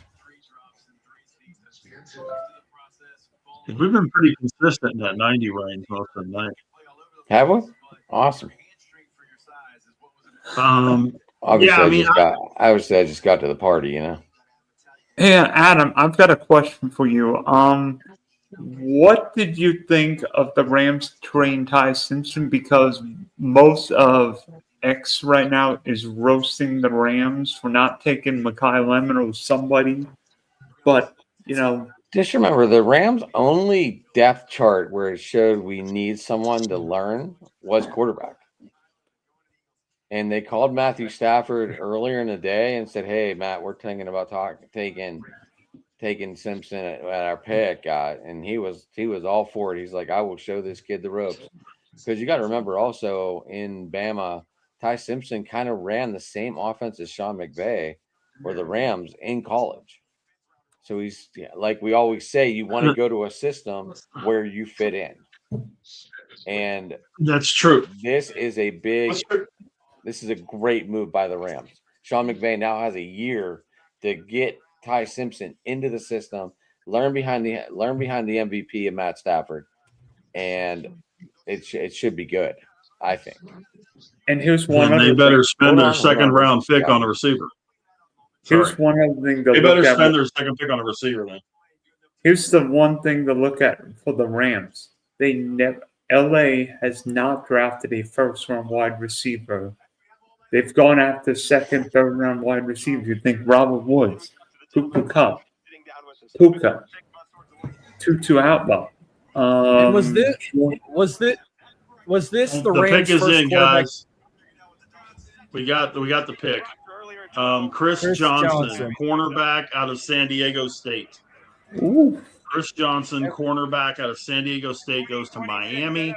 The Buffalo Fighting Bills are next. I like that. That pick. I heard a lot about.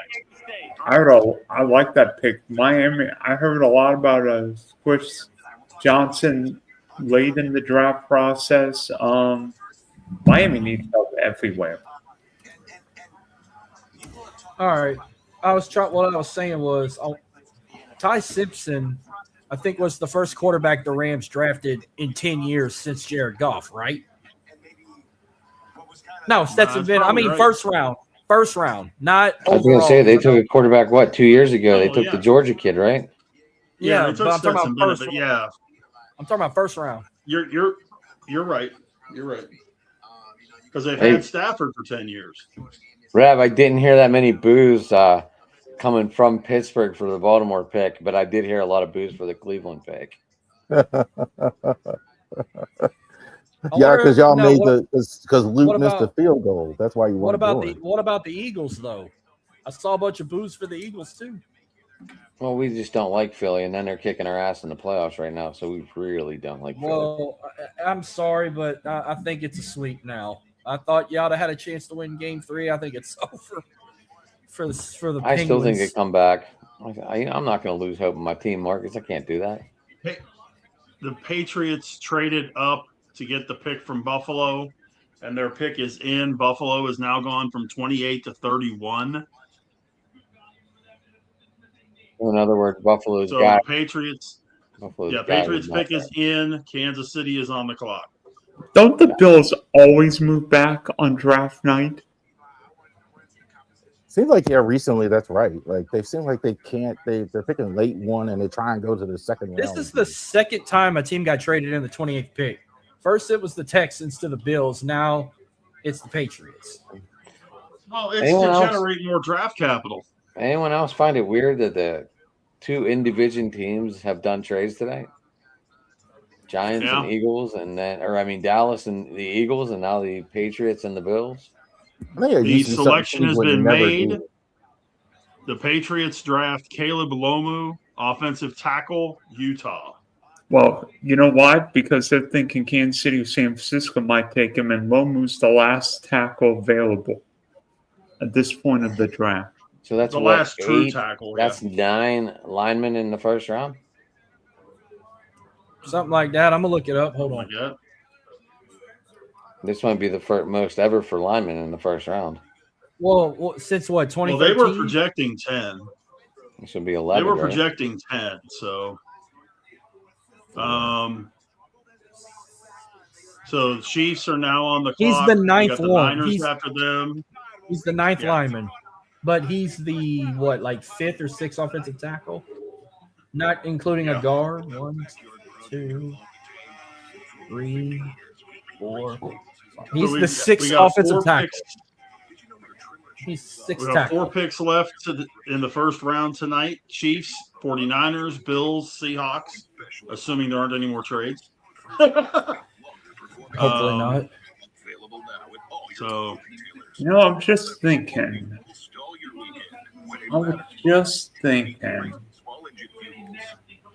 I'm not saying this team would do it.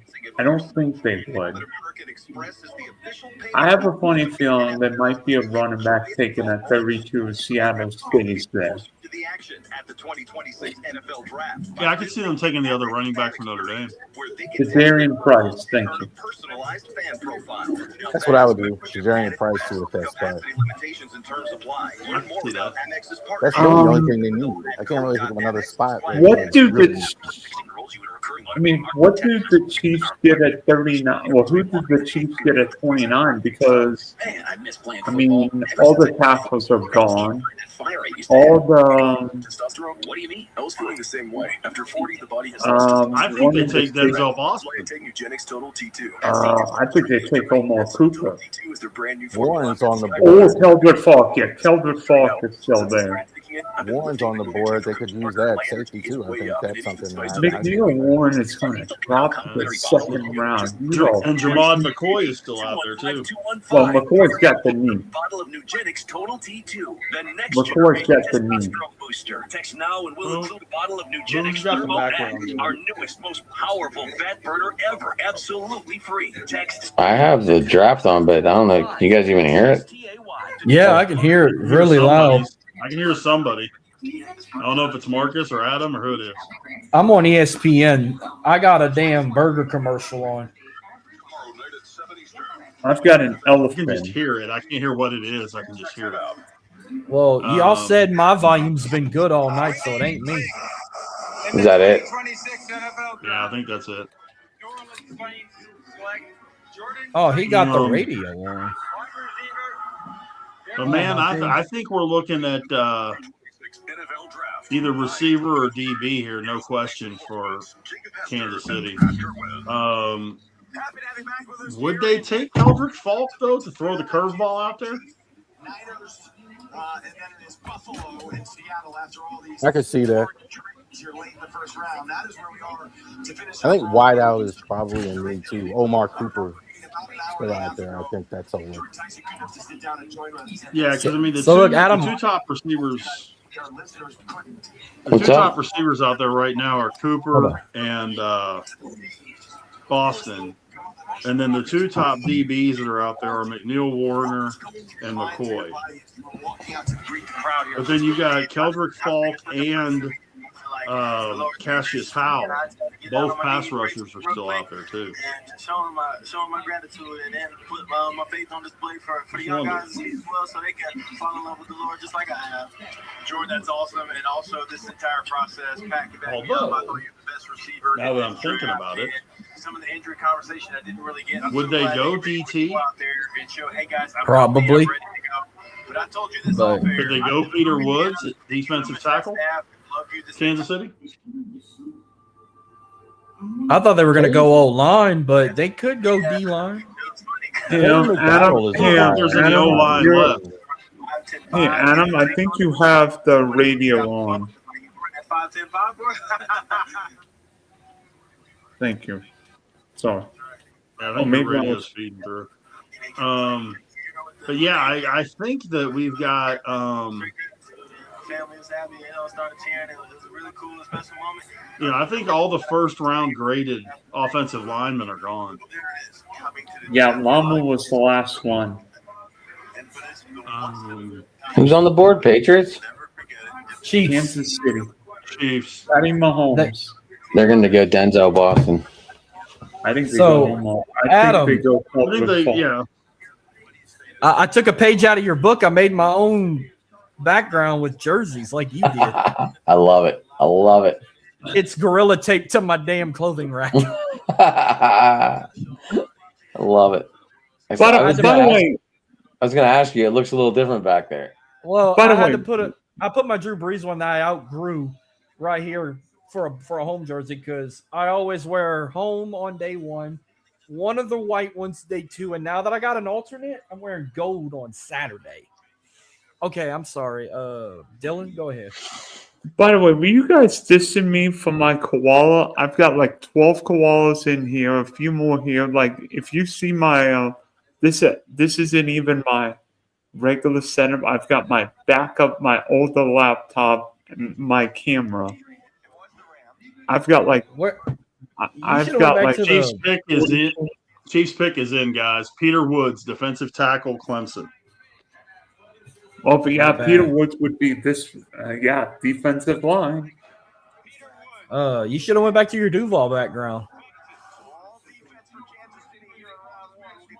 I've got one better. So now, 3 picks left in the first round. We have got the Jets, who have traded up to get the San Francisco pick. Hello. Remember somebody said about the Jets trading up. They've traded number 33 to get to number 30. Buffalo and Seattle. So what else Oh, did wait, the I Jets give thought up? the Niners traded the pick with the Dolphins. They did. Not number But now 30, San no. Francisco's moved back again. Yeah, Oh, they've traded back. Yeah. no, okay. I just got the alert. I'm sorry. He's like Yeah. 10 seconds I ahead bet of me. Jets have 2 second-round picks. They go Keldrick Folk. I think the Jets go, oh, God. I think they go I don't know what receiver. they do. Omar Cooper. Yeah, thank you, Omar Cooper. I still think it's Denzel Boston. I don't like Omar Cooper. I don't think he's. I could be way off, but I don't think he's gonna make it. The fact that the Jets have 3 first-round picks and they probably still won't make the playoffs. Well, the Jets are going to look. Well, the Jets. I can't hate it though, but that would be hilarious. You had 3 first-round picks and you still don't get. Why? It is April. Why do we have a Christmas? Why do you have a Christmas background?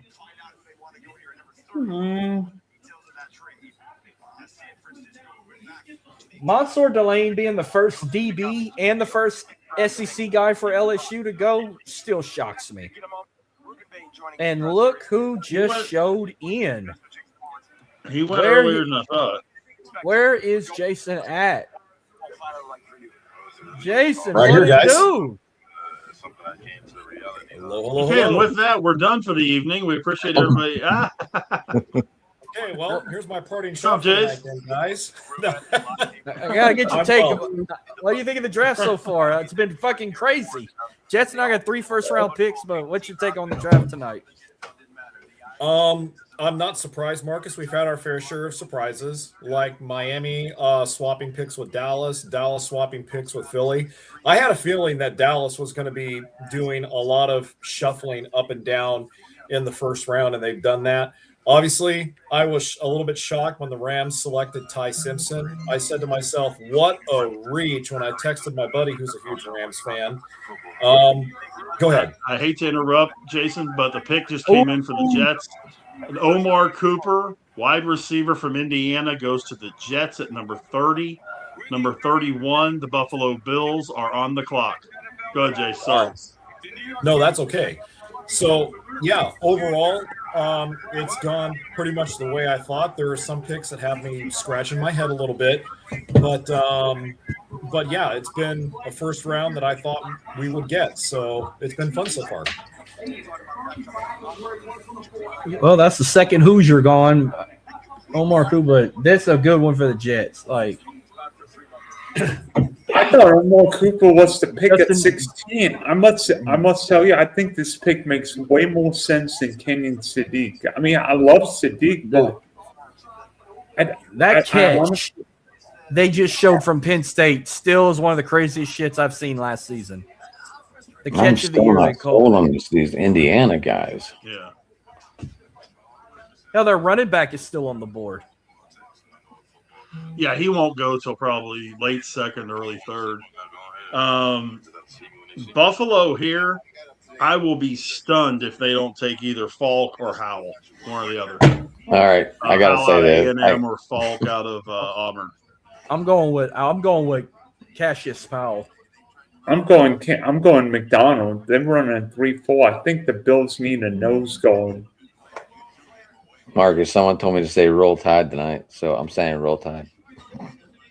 Boo. Well, you know what? They're a blast from the past. They're not what they used to be. So if you tell me hotty toddy, I'll even be more pissed off than the You know what? Even though they just extended DeBoer for 7 more years. You know what? I've got a better one. Who's your daddy? What's that got to do with football? Who chants that? Who's your daddy? Yeah, what school chants that so I don't send my kids there? Indiana. That's Oh, my kids the will one never hit, the one go to hit Indiana. wonder. I don't think Indiana's going to do Dude, it. I think all these guys from Indiana are one-hit wonders, but that's just me. By the way, for those of y'all looking ahead to tomorrow, the 49ers have the first pick tomorrow after getting this pick from the Jets earlier. The Cardinals have the 2. Tennessee has the 3. The Raiders have the 4. Oh, by the way, Giants Tennessee, 5, and sorry. Texans have the 6th pick in the second round tomorrow. Sorry, guys. Tennessee has traded for the 31st pick. Buffalo is now out of the first round entirely. Right. Titans are on the clock again. Buffalo again trades out of the first round. They must not need anyone. Bro, Jamie probably pissed right now. They're trying to save money too. That's a big difference between. Well, they just built a damn new stadium. I get why they need to save money. It looks pretty state of the art.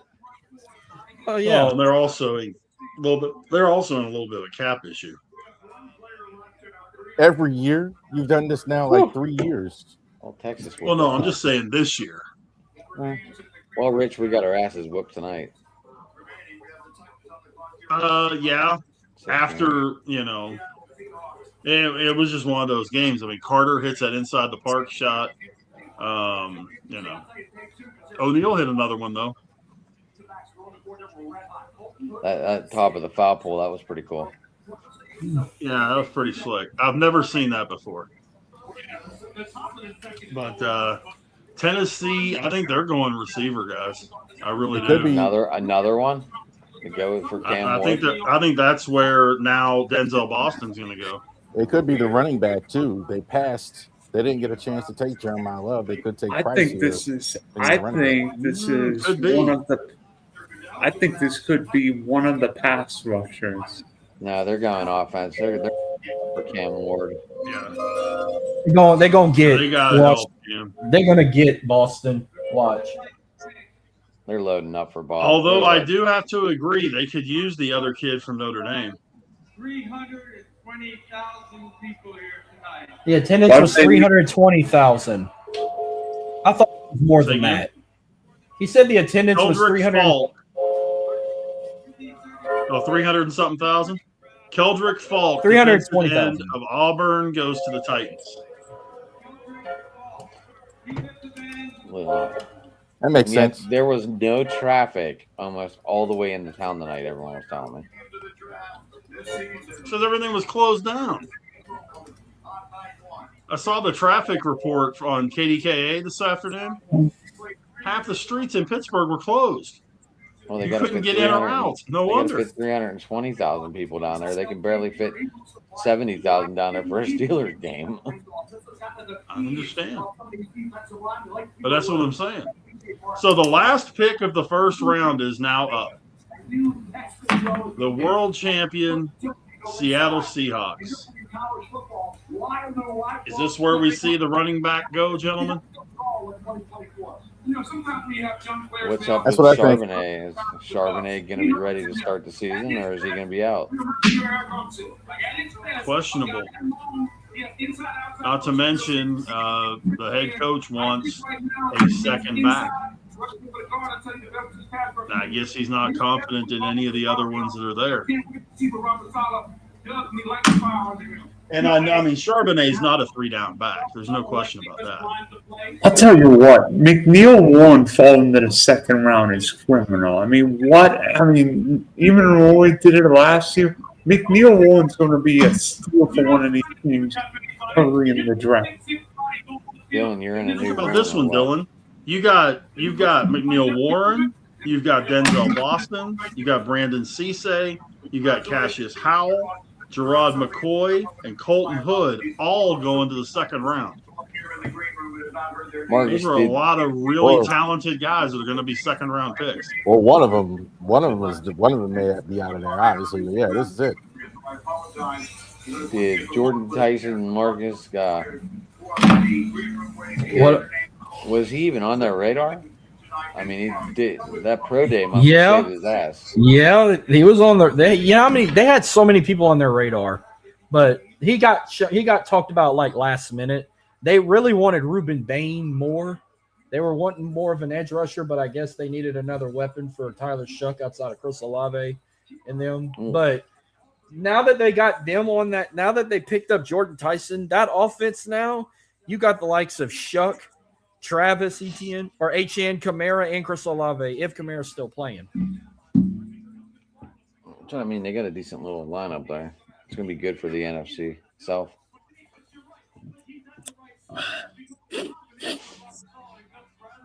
Pick is in for the Seahawks, guys. And we have just crossed the 3-hour mark. This is normal. Yeah, I've seen bad. first. This is normal. Like I've seen the first round go like freaking 4 hours. Well, they moved it down to 8 minutes a pick. Yeah, that extra 2 minutes makes a difference. And I have done drafts on the air before that I was doing 4 hours. Do you remember the Not to mention the fact they 2007 started at 7. They didn't piddle around and they didn't piddle around with stuff. They started at 7, so that helped too. The old draft would end now and start at noon. They used to have the first 3 rounds. Yeah. Jason, was the wife loving the pick? Well, yes and no. The first thing that happened when it happened was she said, "All right, what did Jerry fuck up this time?"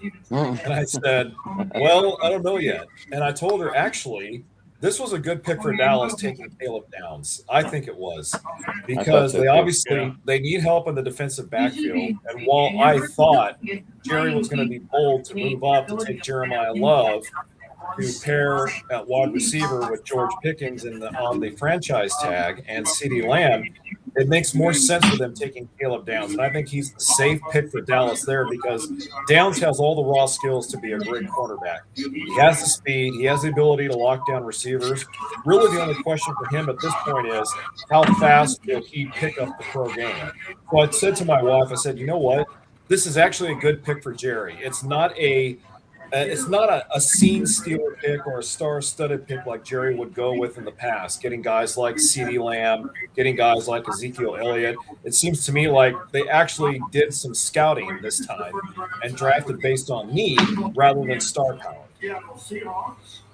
So she was fine with that explanation after she said, "What the hell did you just say?" Hey, I think I just saw something that may have caused Ruben Bain's drop a little bit. Ruben Bain's measurements show his arm length to be under 31 inches, the third shortest for a defensive end in combine history. Yeah. Mel Kiper hyped on that a little bit, Rich, but I'll tell you what, though. Ruben Bain's personal coach is Jason Taylor, who is a Hall of Fame defensive end for the Miami Dolphins.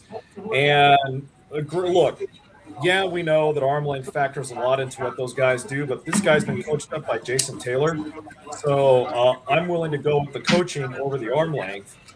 Depends. We'll have to wait and see until he gets on the field, but you never know. I'll tell you what. Yeah, he'll just have to T-Rex everything, that's all. Yeah. Terrell Suggs ran a 40 time, like 2 minutes slower, and he turned into a Hall of Fame player, Hall of Fame level player. Right there, Rav. Sometimes people got to stop overthinking things, but if you see it on the field, a dominant guy, exactly. Don't overthink exactly. Yeah. I'm just saying that may have caused him to drop a little bit.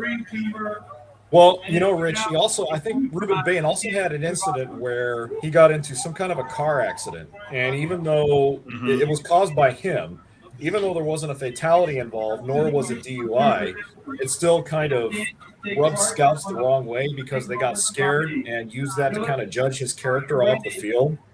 And so that could have caused him to drop a little bit too. I was surprised that Bain dropped. I thought he was going to go top 5, top 8. Yeah, I had him. I had him going. I had him going 8. I had him going to New Orleans. I thought he was the best defensive player. I thought he was the best player on the whole board. Ruben Bain. Nobody I thought played better in college. Yeah. Jadarian Price, running back, Notre Dame, goes to Seattle at 32. 32nd pick in the 2026 NFL Draft. We all called that one. Again, don't overthink it. What do you need? Running back. Best running back on the board, I think. Definitely. Go get him, You Dylan. made it through the first round of the 2026 Yeah. NFL Draft. And I got y'all ready for the numbers here? Y'all ready for the numbers? I got them. So, with no surprise, the Big Ten took the lead with 10 players drafted from the Big Ten. With Ohio How many of them State are out of leading Ohio State? 4. The SEC and the Big 12 tied at second with 7. The ACC with 5. Independent or Notre Dame with 2, and the Mountain West with 1. Ohio State had the most players drafted with 4, with Miami the runner-up with 3. Indiana, Clemson, Arizona State, and Notre Dame each had 2 picks. Position-wise, the offensive line dominated the night with 9 totals, 7 offensive tackles and 2 guards, with edge rushers, runner, and wide receivers tied at second place at 5, with 2 quarterbacks, 2 running backs, 2 safeties, 2 defensive tackles, 2 guards, and 2 cornerbacks, with the numbers of positions drafted tonight. So that's your numbers right there, folks. There we go. 3 hours and 10 minutes into this thing, we survived. And we're still running. This is fun, man. I have a great time doing this. I did it, with CBS Sports Radio in Texas 3 years, and I have a blast doing it. Enjoyed doing it with all of you guys, even our late arrivers. I'm kidding. But better late than never.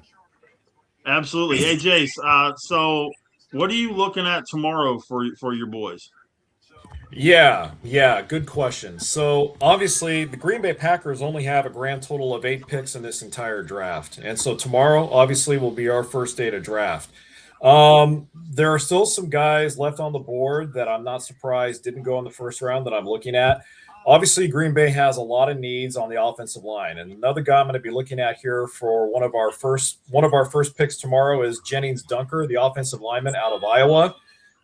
This guy was a beast for the Hawkeyes, and he really fits what Green Bay looks for, is that big steak and potatoes guy. Very powerful upper body strength, good footwork. I'm looking at that. I must say I was disappointed that the Dolphins drafted Chris Johnson. I was hoping Chris Johnson would fall to Green Bay because we need help in the defensive backfield. I saw a lot of Johnson at San Diego State from all the times they played Fresno State, and I was really impressed with his skills. But with that being said, there's still some quality players to be had for Green Bay. So in addition to Jennings Dunker, I'm also looking at from Ohio State, Davison Igbonosun, another cornerback. I'm also looking at maybe an edge rusher from Ohio State as well named Caden Curry in round 4. So as far as tomorrow, I have no idea who Green Bay is going to select, but I do think it will be either an offensive lineman or a defensive back. Very cool. Guys, any final thoughts before we hit the high road running and get ready for tomorrow night? Marcus? Dial 911 because the Saints are back. Offense all night. How many teams need offensive line help? You saw it. I don't think I've seen this many offensive line drafted since 2013. It's got to be a record now. And I think it shows you with that many offensive linemen that teams are starting to put more value into the protection of the quarterback. They're realizing that they can get quality skill players in rounds 2 through 5. Do it the Bill Parcells way. If you want to do the cooking, you got to shop for the groceries. Build with the steak and potatoes guys. By the way, Rav, I love the Ravens pick of that big offensive lineman out of Penn State, Viva. I mean, that guy's going to be a beast. I'm not saying he's going to be the next Jonathan Ogden, but I think he's the best lineman to go in the first round on day 1. Oh man! All right. As a former offensive lineman myself, it's a proud day to be a fat guy. I've got a question. Out of all of us, who's got the best background? Probably me, or Rich, or Jason. He got iconic venue. Rav got. I don't know. I like Rav's Baltimore skyline there with that sunset. That's pretty beautiful there. I like Marcus. He's got real stuff. He hasn't got no so. I know. I pulled a page out of Adam's book tonight, and the Gorilla Tape is wearing off. I went with a terrible draft towel. I've got a bear. Here, I got the real draft towel. You got a Care Bear, huh? I got the real draft towel, Rich. I understand. You should get you two. One to I shit gotta on order and one one. to cover it. I know. Thank you. I don't want a terrible. Rav, you want one? I can get you one. I'll ship it to your house. That way you can have something, Pittsburgh. My brother would love one. Hold on. He's big. Be right back. I'm gonna get my Saints towels. Be right back. You're not going to get your Saints paper bag, just the towel? Okay. Nah, I don't need the paper bag today. We won this draft. Okay, Marcus. Okay. Anyone else besides me think Mendoza is going to be a bust? Yeah. I think the Jets are going to be a bigger bust with them 3 first-round picks. I think Mendoza is going to be an quarterback. I think he's going to probably be Chase Daniel.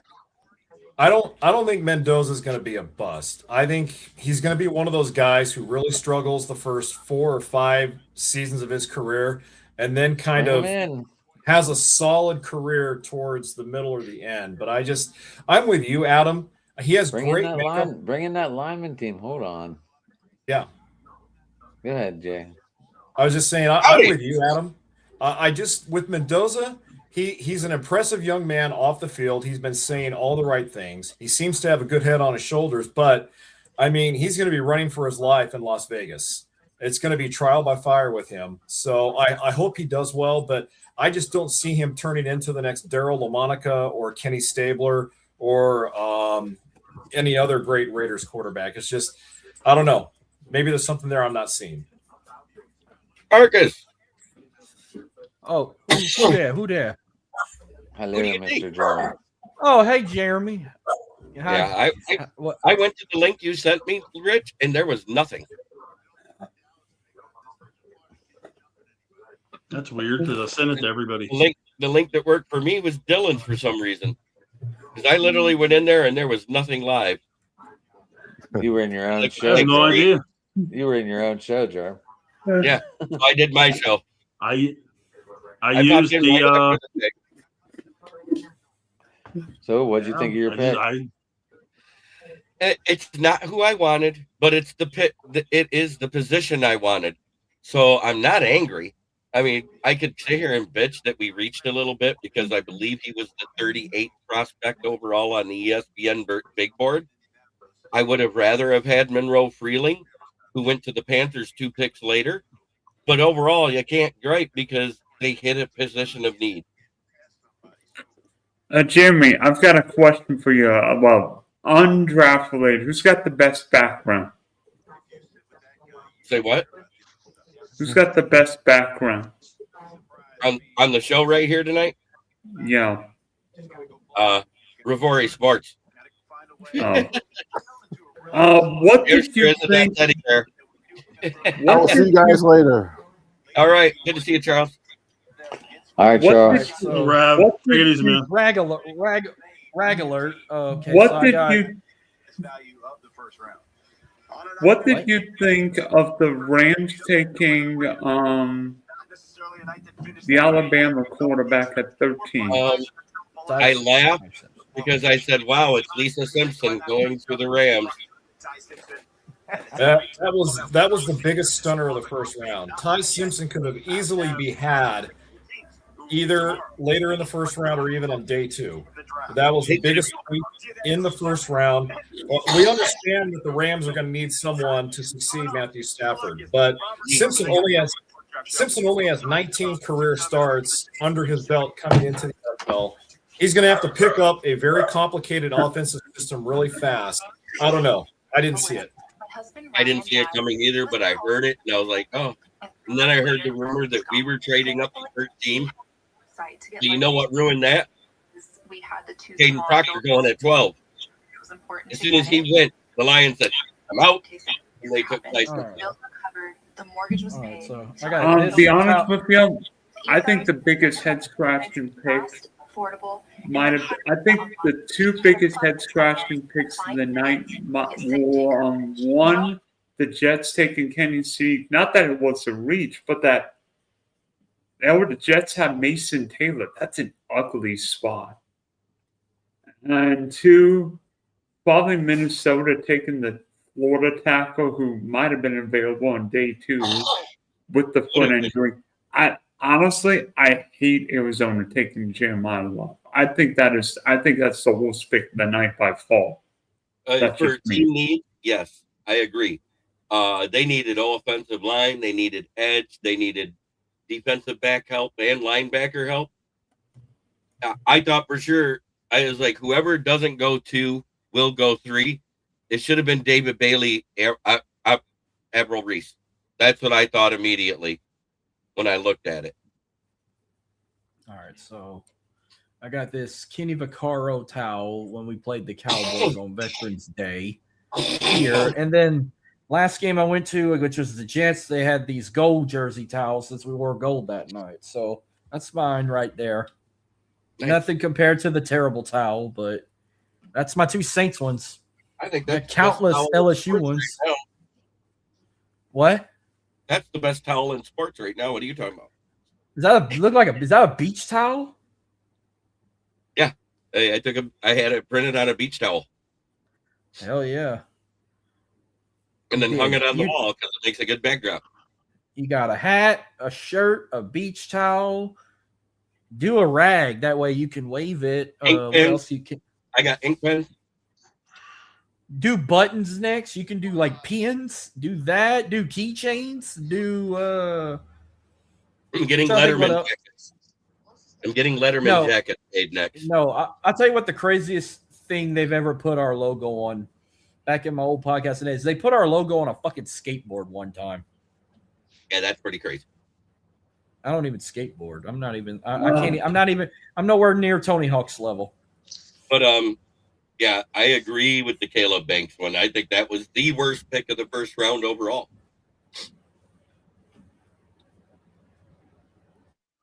I think I'm gonna close up shop for the night, boys. I was just say, we ready to close up shop, guys? I am because I've been at this for since 8 o'clock already, and I got another 3.5 hours to go tomorrow. Now, second round still 8 minutes, and third round 7, right? Isn't that how that goes? 6. Third round is 6. Yeah. And then day 3 Second it's all round. 5 minutes a pick, right? Day 3 is 5. Yeah. Okay, so I thought. Yep. All right, so for Big Sexy, for Jeremy, for Adam, for Marcus, for Charles, for Jason, and everybody else, this is Dylan signing off on the 2026 Driving to the Top Productions first round live draft stream. Nice. So I'm going to be live every hour of the draft. So if anybody isn't doing it and they want to hop in,